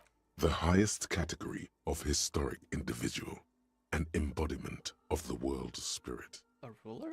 More, an innocence is elected to office by the founding party, a precedent that has taken place a mere 6 times in the entirety of history. The legal system of the Real Belt is built to accommodate an authentic rule should it coincide with our time. An innocence is infallible. The decisions made by one are not decisions. They are inevitabilities. What would have happened anyway? Only accelerated, packed into decades instead of centuries. An innocence is a continuous, compressed event, a sacred human being. It is an honor and a glory to live when one is in office. Is one in office now? No, we are alone. When did she rule? 300 years ago, in the wake of the discovery of this Isola, the Insulindian, by explorers from the continent of Muindi. Innocence of She is, among other intersolary things, travel and the innocence of interstellar. inter-isolary travel and the connected world. What else do I know more about her? Many things. You know she was a woman of the court, the wife of an influential Marchese, and eventually the principal advisor to Irene la Navigateur, Queen of Suresnes, modern-day Sir La Clé. Also that she was gorgeous beyond beauty, draped in ancient sadness. Are you sure you want to remember this bit of historic trivia? Standing under a long, slender form like this, dwarfed? Yes! Big bummer! Boring history! Gotta keep it light, man! Keep it moving! Get fucked up instead! Not gonna listen to My Necktie? Where is this coming from? The past. It's a silo of sadness, fermenting. You should keep away. Oh shit. Fuck this pain, Bratan! It's unhealthy! No, bring the pain. No, you must know. What else? Was she smart? Terribly, women of the court were expected to play both contract bridge and chess sufficiently well to prove an interesting challenge to a man. A simple grasp in matters of philosophy, theology, and science was encouraged. She was, by all means, a kept woman. She made the most of her position in the antediluvian court, a court visited by the most prominent thinkers and artists of the day. In secret, she was becoming the era's preeminent philosopher of the state. A scalpel, a piercing gaze. She was an almost preternaturally magnetic and intelligent individual. To her contemporaries, she appeared out of time, a messenger from the future of the species. We all fell in love with her, head over heels. Even before she was declared an innocence, her influence was tremendous. It was on her advice that Irene la Navigateur sponsored a number of voyages into the Pale. A costly, often tragic endeavor, ultimately vindicated by the discovery of the new world, the piece of reality you're standing on. She was crowned 2 years after the first expedition returned, setting in motion what is widely considered the greatest era in history. Wow, indeed. When her innocence was declared, and the queen she had advised for years fell on her knees before her, she was so overcome with emotion that her lungs started glowing in her chest. Bystanders reported golden filaments lighting the already sunlit chamber around her, clearly visible beneath her dress. What? That is why the lungs are the symbol of love for the cultures of the Real Belt. I want more. As did we all. The lands of the Mesk and the Occident, and even faraway Supramawindi. Altogether, 21 of the 40 Mundial nations of the time immediately accepted Innocentic rule, even before her crowning. Her crowning? In a city called Advesperaskit in Vesper Messina, her homeland. The name of the city means evening comes, but it happened on a winter's morning, with the canals frozen and slush falling out of the sky. She was dressed in a white and pearl dress on an emptied-out plaza with the crowd far away. Already, her Theriers, the secret servicemen of the Innocents, were worried about an assassination attempt. Oh. Oh yes, she looked like humanity's young mother, a perfect mother, insultingly beautiful. It was as if her face and shoulders and hands were covered in a soft down of underfeathers. You know this well, very well. Midwinter snow was beating the cobblestones around her. A small attaché of officials stood by as her Theriers placed a white gold wreath on her head. The crowning was mostly witnessed by secret servicemen. One of the men in this secret service killed her 22 years later. A young man who had come to suspect that Dolores Day was not entirely human, but something else. Something that had walked in our midst, watching us stumble for hundreds, if not thousands of years, until it decided to interfere in the course of our history. We were supposed to come up with this ourselves. The man was reported to have screamed at the Innocents. Dolores Day was shot in the chest with a fowling piece 8 times. The man, thought to be insane, said he once touched her and her body had been unnaturally warm, like a furnace, and that sometimes, while on duty, he observed her forgetting to breathe for over 10 minutes. This inhuman quality was witnessed by many others as well, glowing lungs and all. It is commonly attributed to mass hysteria and religious psychology. Was there something terrifying about this? Terrifying is a term too emotionally charged for your semantic memory, or what remains of it.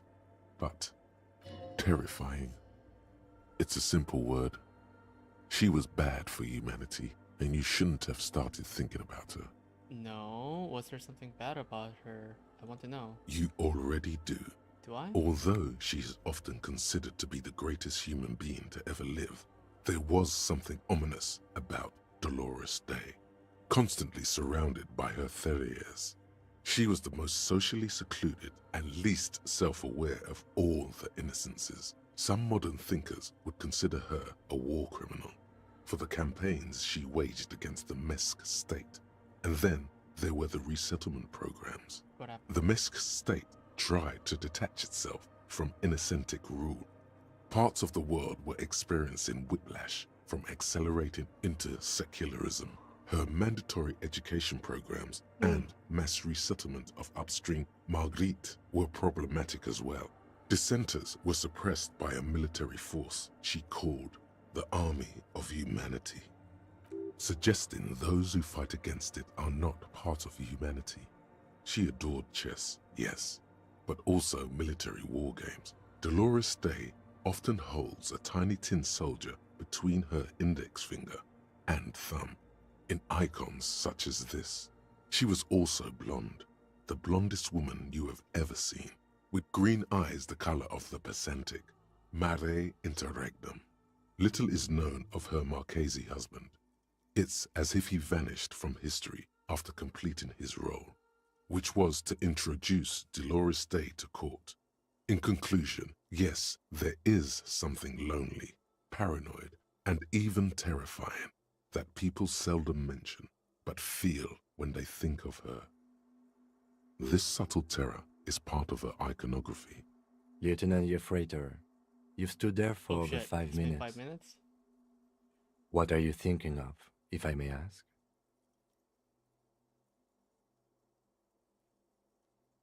War criminal. She's somehow connected to the case. She's been dead for 300 years. I am almost 1,000% certain she isn't connected to the case. None of this is, in fact.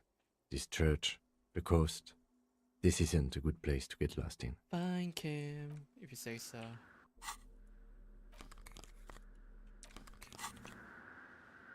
Okay.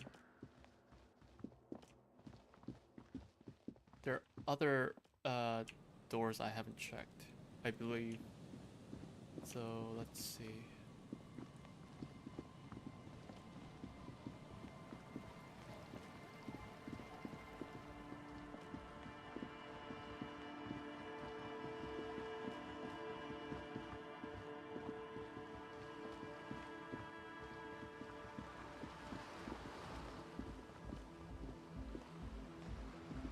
Hello again. Your associates tried to use me to set up a drug lab. I'm guessing you knew of this plan. I did, and I'm sorry. For what it's worth, which isn't much. This is why I didn't go into the tent. Typical delinquency. You don't get to choose your posse, they choose you. Mine are idiots, but they're mine. I tried to talk Andre out of it.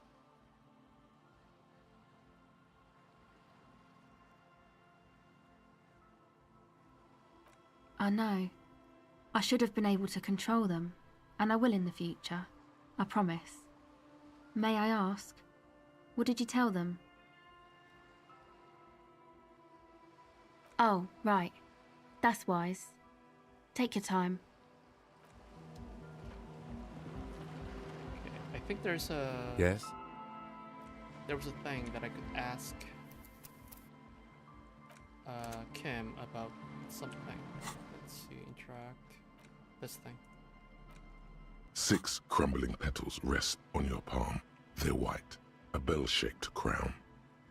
This is the Insulindian lily, called Maybelle's or Lucille's tears during the Revolution. Girls used to pin these on soldiers before sending them off to battle. Who pinned them? Which side? The revolutionaries, so the communards and the anarchists. White's their color, but the custom started in the suzerain's army, so it held meaning for the kingsmen too. It's about girls and boys more than sides. Girls sending off boys who are going to their deaths, then also dying themselves in the ruins from dysentery and consumption. It's a symbol of the Civil War. Yes, but not this early, not to my knowledge. It looks dried, preserved. Maybe, maybe not. We'll see. The petals feel dry and fragile in your hand. What about the bullet? The bullet is safely sealed away in a plastic bag bearing the RCM stamp. Kim has filled out the label on the bag with the item number, case number, and date and location the bullet was found. Beside his orderly handwriting, the bullet looks especially sad, like a tiny, shriveled head of cauliflower. Fill the bullet through the bag. The squashed bullet has some sharp edges where the jacket has split open. It feels cold, even through the bag. What do I do with you, bullet? What? Well, if I was the bullet, which I'm not, I would say, find the weapon that shot me. Good idea. If we find who owns it, we will have likely found who used it, possibly to kill our victim. In conclusion, the more we know about this bullet of yours, the better. Inspect the bullet closer. The jacket of the bullet is made of a yellowish metal. Don't tell me this is is from my out gun. to reveal a dark grey core. The base of the bullet is close to 5 millimeters in diameter. The core is lead. The brass jacket probably didn't cover the entire bullet. Otherwise, the softer metal wouldn't have expanded quite like that. Look at the jacket. You can just about make out a few striations near the base of the bullet. Little hairlines, linear. It feels standard. And the core? It's quite destroyed. Some of the fragments are still lodged in the wound. What can you say about the bullet so far? It's a soft point bullet with a lead core and a brass jacket close to 8mm in diameter. Okay. Jacketed means it would have been shot from a military-grade breech-loading rifle, and not from a muzzleloader like those typically found on the streets of Revachol West. Even the RCM uses ordinary unjacketed conical bullets, This is strange. Very strange. I like this, officer. Strange means unique. Unique means incriminating. We need to find the gun that shot it. Something tells you that won't be any time soon. This'll have to be one of those epic tasks that's open for a while.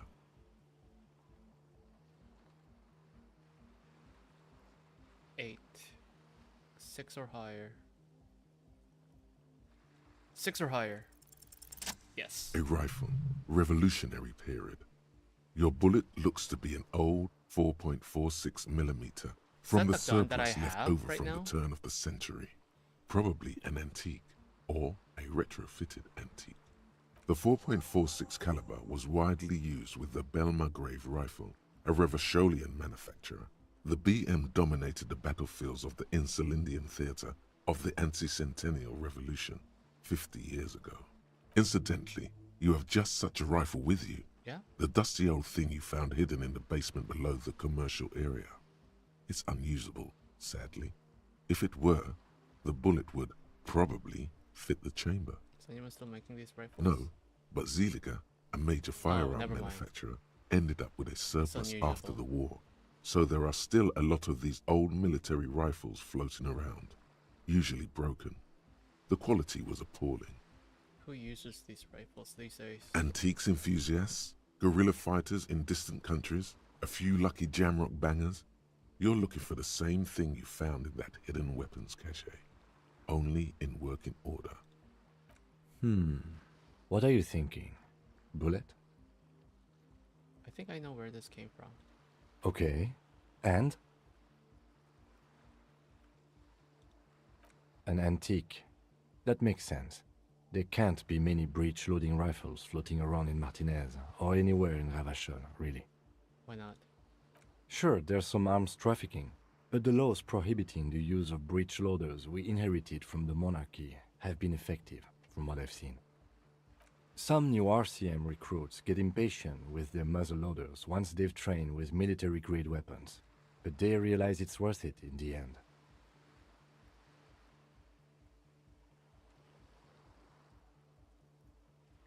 Worth what? Getting shot? Imagine if everyone, cops, citizens, had access to firearms that could shoot multiple rounds without pausing to reload. After the first shot, the second, third, and so on come much easier. But back to the investigation.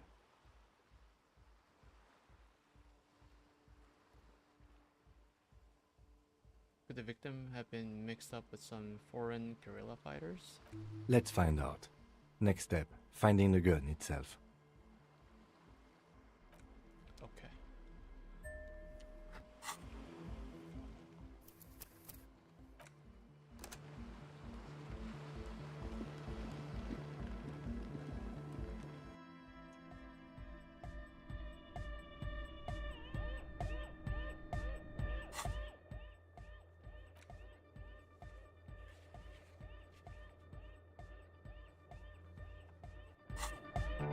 The large head. Good morning! Yeah! Hi again. So, how are things going? Checked it out. And? What happened? Talk to the crab man. Oh, man! Who is he? What did you think?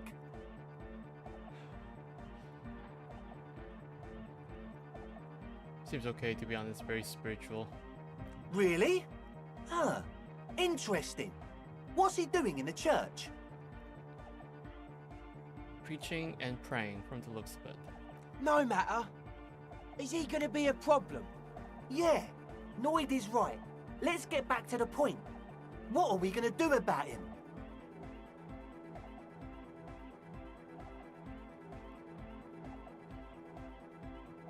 He told me he wouldn't mind the nightclub at all. I don't know, man. Doesn't it feel like a major hindrance to you? A spooky guy climbing around when all the guests are trying to have nice, friendly hyper time? Don't worry. I don't think he really gives a damn about you or anyone else. I guess it's not a massive problem, now that I think of it. Everyone is welcome to dance till the morning light! Yeah! Maybe. I guess we'll figure something out. Okay, but what about the other spooker? The one in Grandma's clothes? Did you see her? A programmer? That's odd.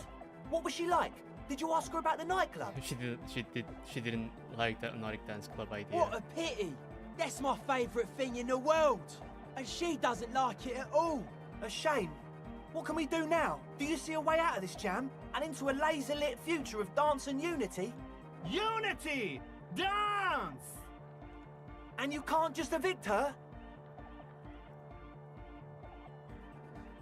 I want a victor. We have to come up with a different solution. Look at you, Honor Man! No, Noid. He's right. Maybe we've approached it the wrong way after all. I'm sure there's a workaround. We can make a deal not to bother her. If that's okay with her, we only want to get in the church and spread the joy and ecstasy of music. The lines in the dark exist! Coexist! At least Crabman seems like an advanced being. He's hard. He'll understand. Yeah, he can do his climbing thing in the tower. And the programmer, does she like Hypnotic dance music? She absolutely does not. Egghead cannot believe what you just said. It makes him pump the jam a little slower for a moment, but then he returns to the full swing of it. No worries. We'll figure it out. If coexisting fails, you can always muscle her out, right? If it's all okay with you, what do you think? Perhaps if you drop the drug lab, it might make it easier to convince her. Oh man! But the drug lab was like an integral part of getting the club going. Oh my god. For These me, kids. it was my favourite part. Chemistry's great. Besides, imagine all the drugs we could do if we had our own drug lab. I mean, Hypnotic music is great and all, but drugs, they make you feel really good. When did you last feel really, really good? Never. I've never felt good in my entire life. But that's exactly what drugs are for. Exactly. Time to expand your mind. I refuse to throw her out, but I can try convincing her. Excellent! Good luck, my friend. Yes. What? He nods, enthusiastic. Goodbye, officer.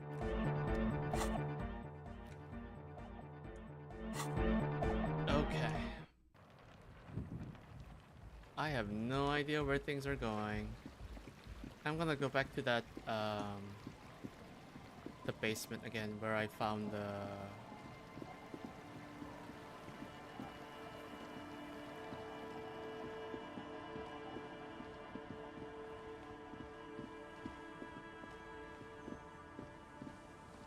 Did I talk to anyone over here? I don't remember.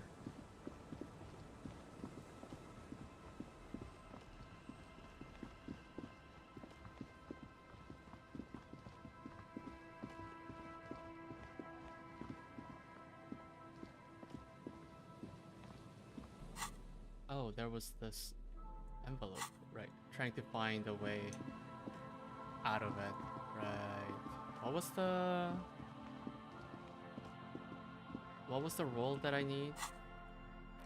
You take the legal documents out of the envelope, a 12 to 40 month construction period, and the zoning plan in the addendum. Look at the zoning plan. The youth center cuts into the ocean like the bow of some great modern ship. Apparently, it's going to cover most, if not all, of the street and the square between the existing houses. It's 3 stories tall. It's going to be awfully close to the already existing buildings, almost wall to wall, practically integrating them into the youth center. This is either an ominous or cool architectural choice. Hard to say. It's not cool. My money is on cool. Looks like a cubic pyrite. I'm no property lawyer, but it looks fine. I like the print size. They're not selling or leasing anything. It's not a perfect solution, but... How else are you going to build something? It's always inconvenient to build things, and citizens inevitably have disagreements over such construction projects. But there's no other way. Okay, logic. What raises more logic? +2 logic. Anything else that raises logic right now?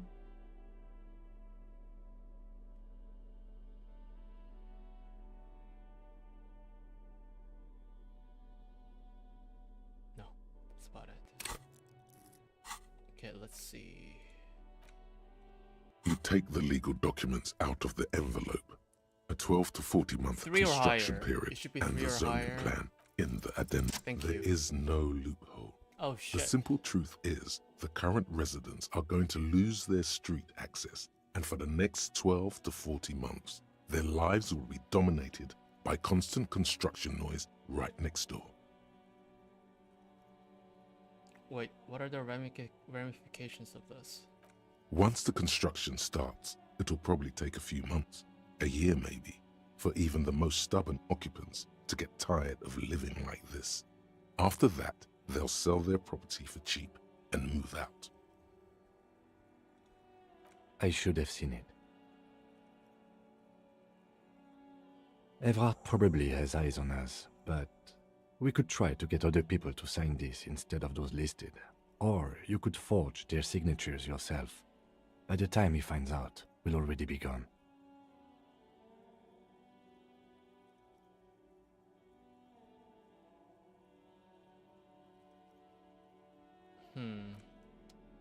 Interfacing.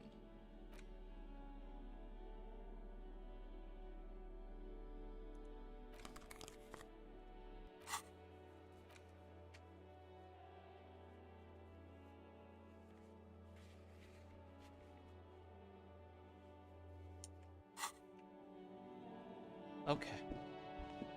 I will wrap up the stream soon. Hello, hello. Let me know if I can help you with anything. Yeah, we still have those boomboxes on the shelves. Sure, let me have a look. Anything else you're thinking of selling?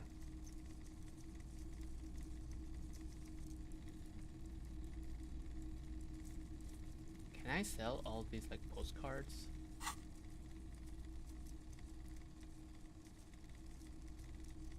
I'm not, and especially that tie.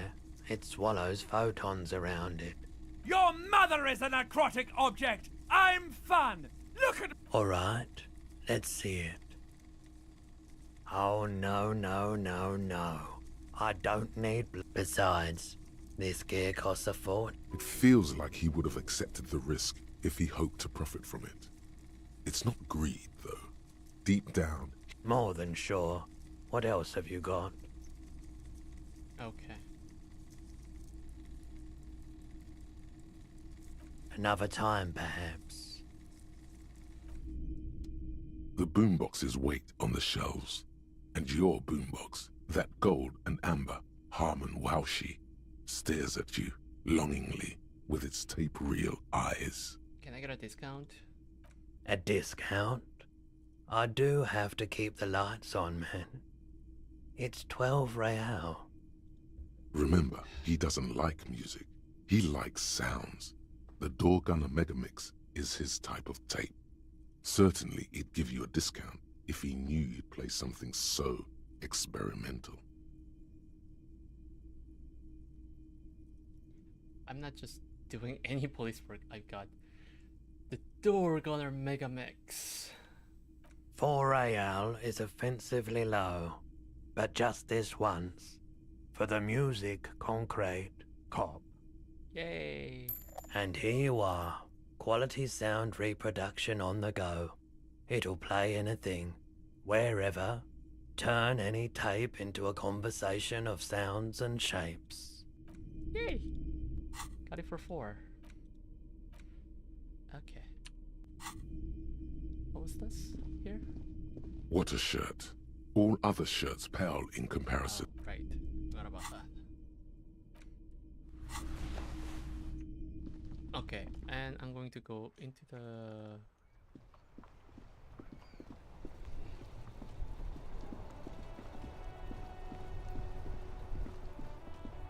Where was this? Oh, it was inside this, Yep. Oh, I think I need a flashlight. Let's see.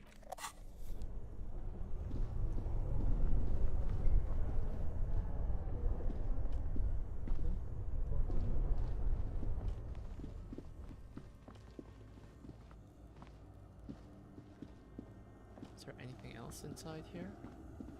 A few bricks have fallen.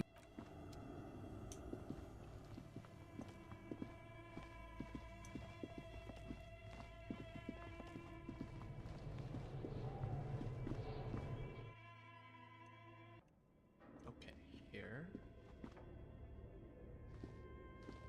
Tiles on the cube are still smoldering. Casting, it's empty. The filament you have, like a smooth draw. The filament slides into the speaker comes. Good morning. Please repeat. Is this the production schedule? Good. Please repeat the pass. Good. I've unlocked the production schedule. Really? She just used the same password? Maybe those radio computer guys aren't that paranoid after all. Fortress accident. Is there anything else I can do for you today? That's it for now. Thank you, and goodbye. Tiles on the cube are still smoldering. Casting the framework in a soft, with a quiet determination, the printer starts printing. A piece of paper unfolding like a handheld fan. It's a project report written by the lead producer, Andrew Andy Schott, about Whirl Untethered, a radio game developed by Studio Fortress Accident. The first few pages give an overview of the capital and workforce, while the rest of it seems to be a production schedule. Read about capital, I want to know about money. In its short time of existence, Fortress Accident SCA managed to burn through truly insane amounts of money.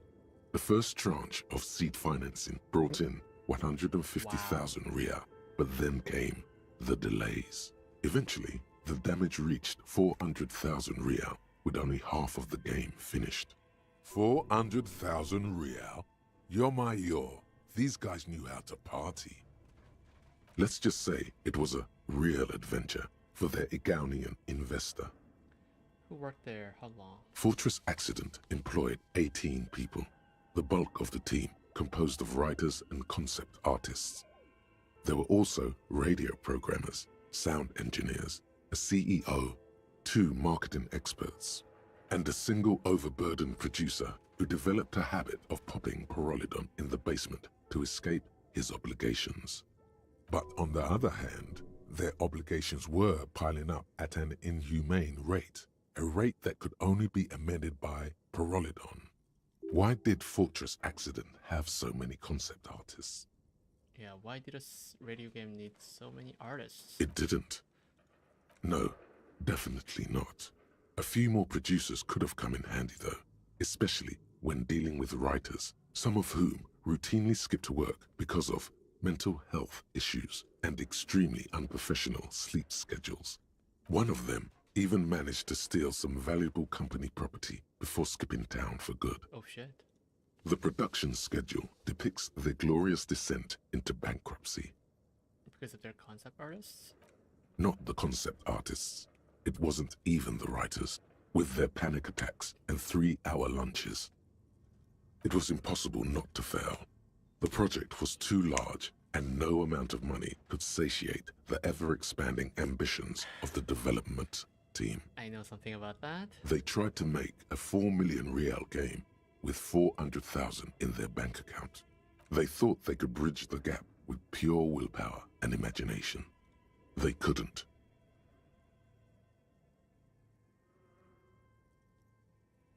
No, even then, success remained within an ever-narrowing margin of possibility that, despite everything, never entirely disappeared. That is, until they discovered the Valley of the Heads. The what?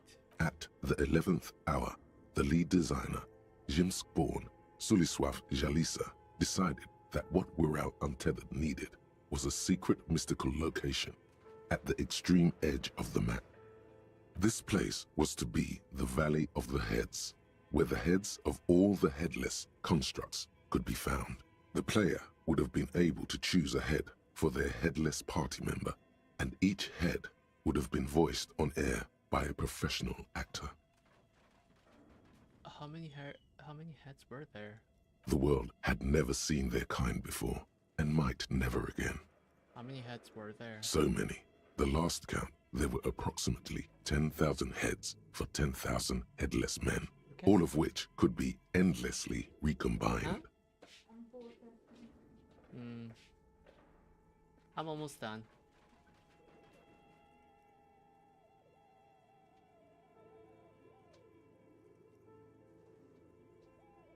Well, yeah, that and the catastrophic data loss.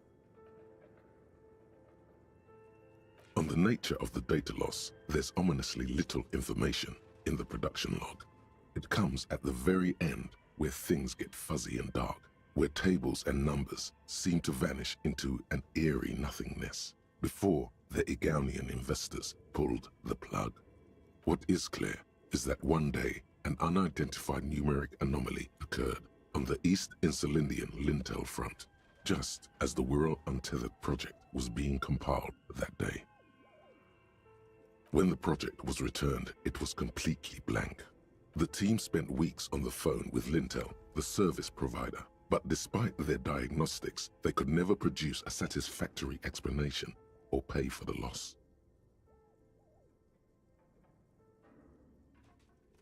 Mysteriously enough, it seems that the off-site copy happened to be on-site when the catastrophic data loss occurred.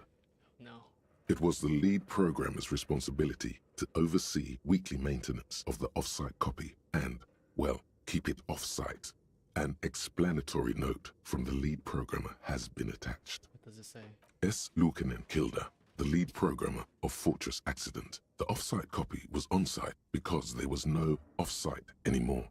Not for me. Not after 8 months of crunch. I didn't have a home anymore, so I started keeping it in the basement in the ice bear refrigerator near where I went to sleep. It was perfectly safe there. The temperature conditions were optimal.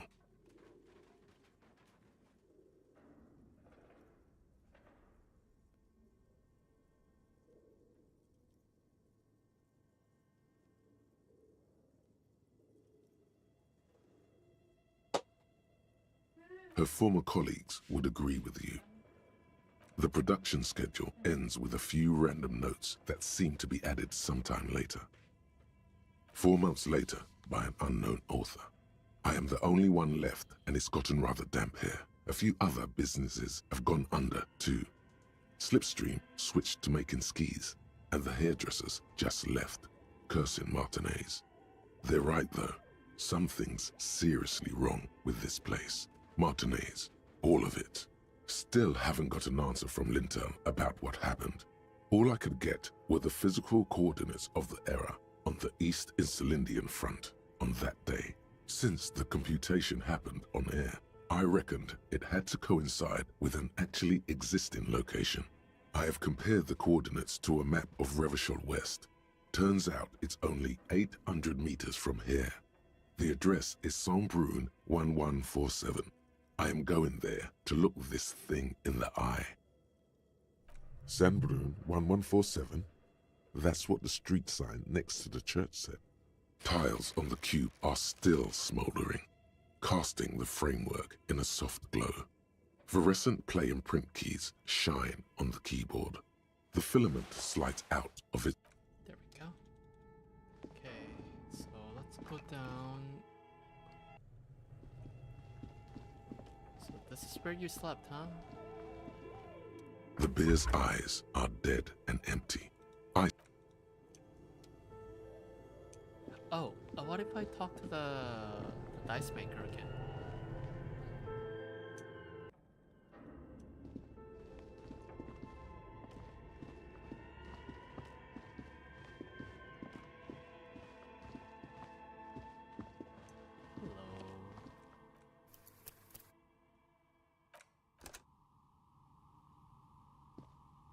Oh, it's you again. Are you looking for a die? I'm listening. I'm pretty sure it still doesn't work, but sure, what do you want to know?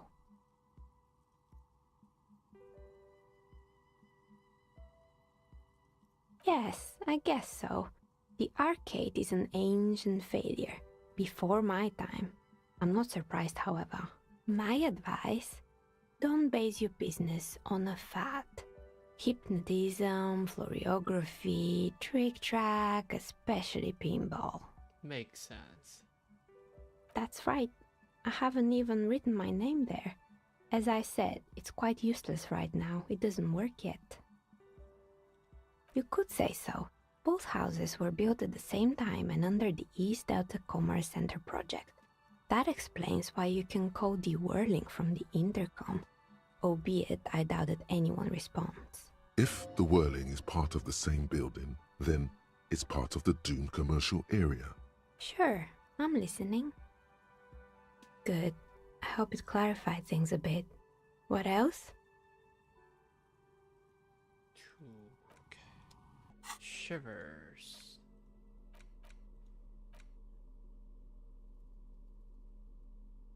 Is that the scarf?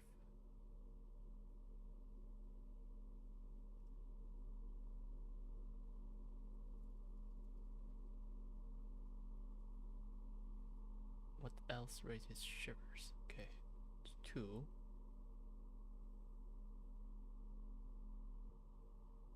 2. Too bad.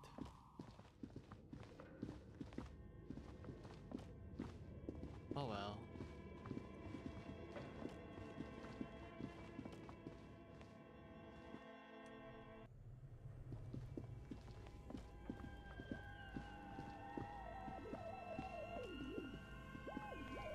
Where can I even find a place to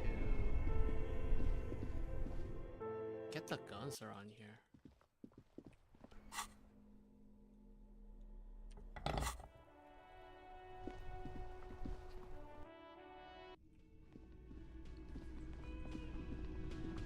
Oh, right, these people.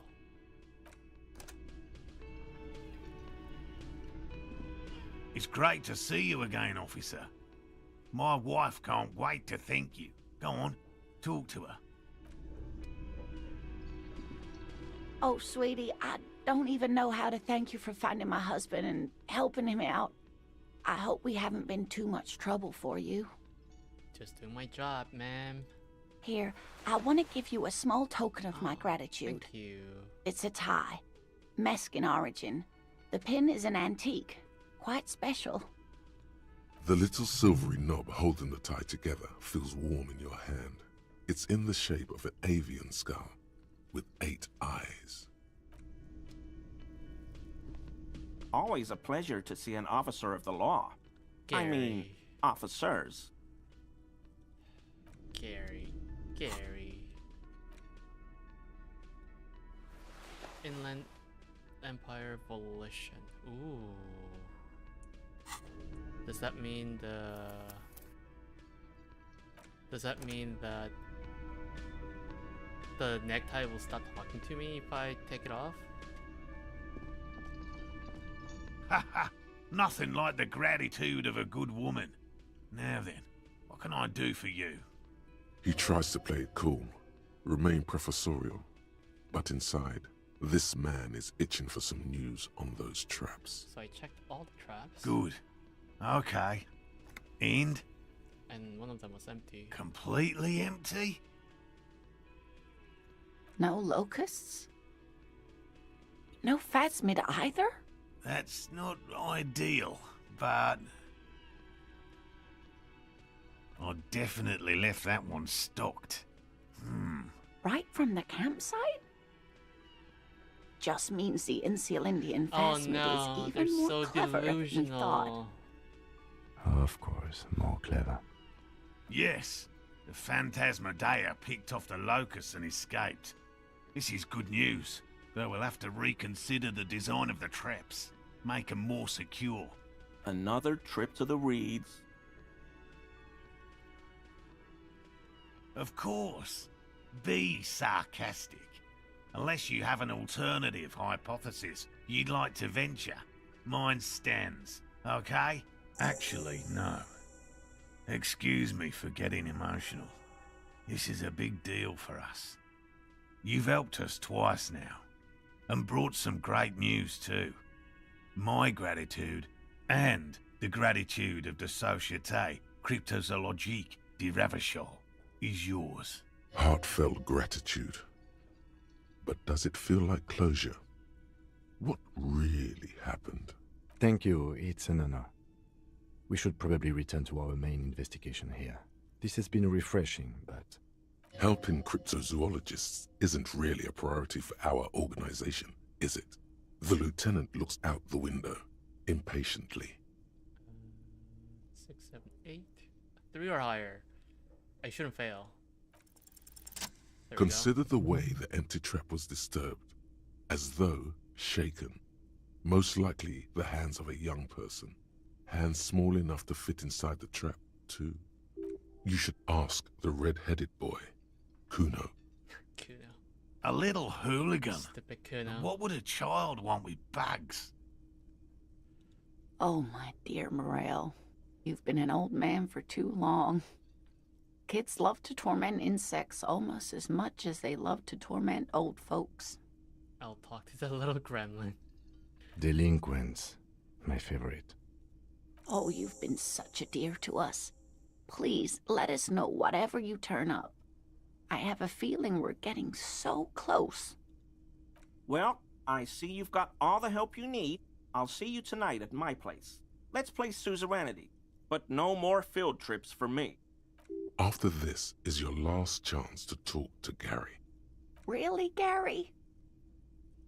We're getting somewhere here. I'd love to play suzerainty, but... Lena, I'm sorry, but you're not getting anywhere.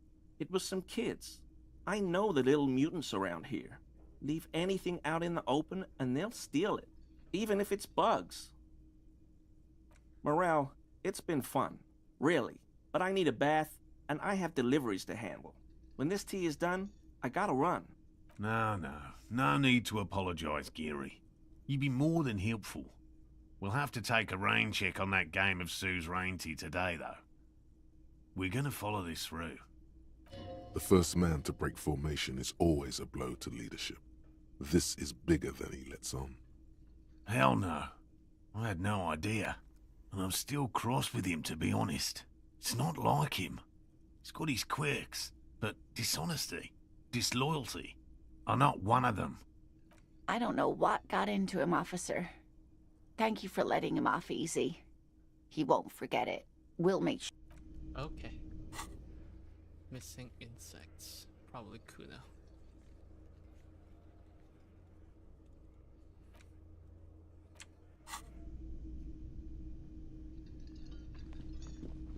Okay. Anything from Gary? Always a pleasure. I mean, officer. Okay. Nothing else for that. Okay. So what if I'm still surprised that I can't really pick that up.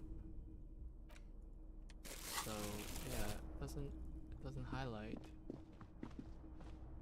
Kinda sucks.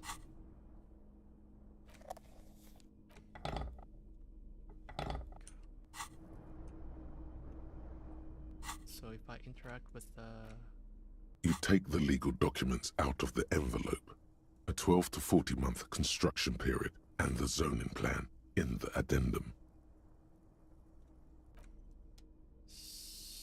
Was it 8 or higher interfacing?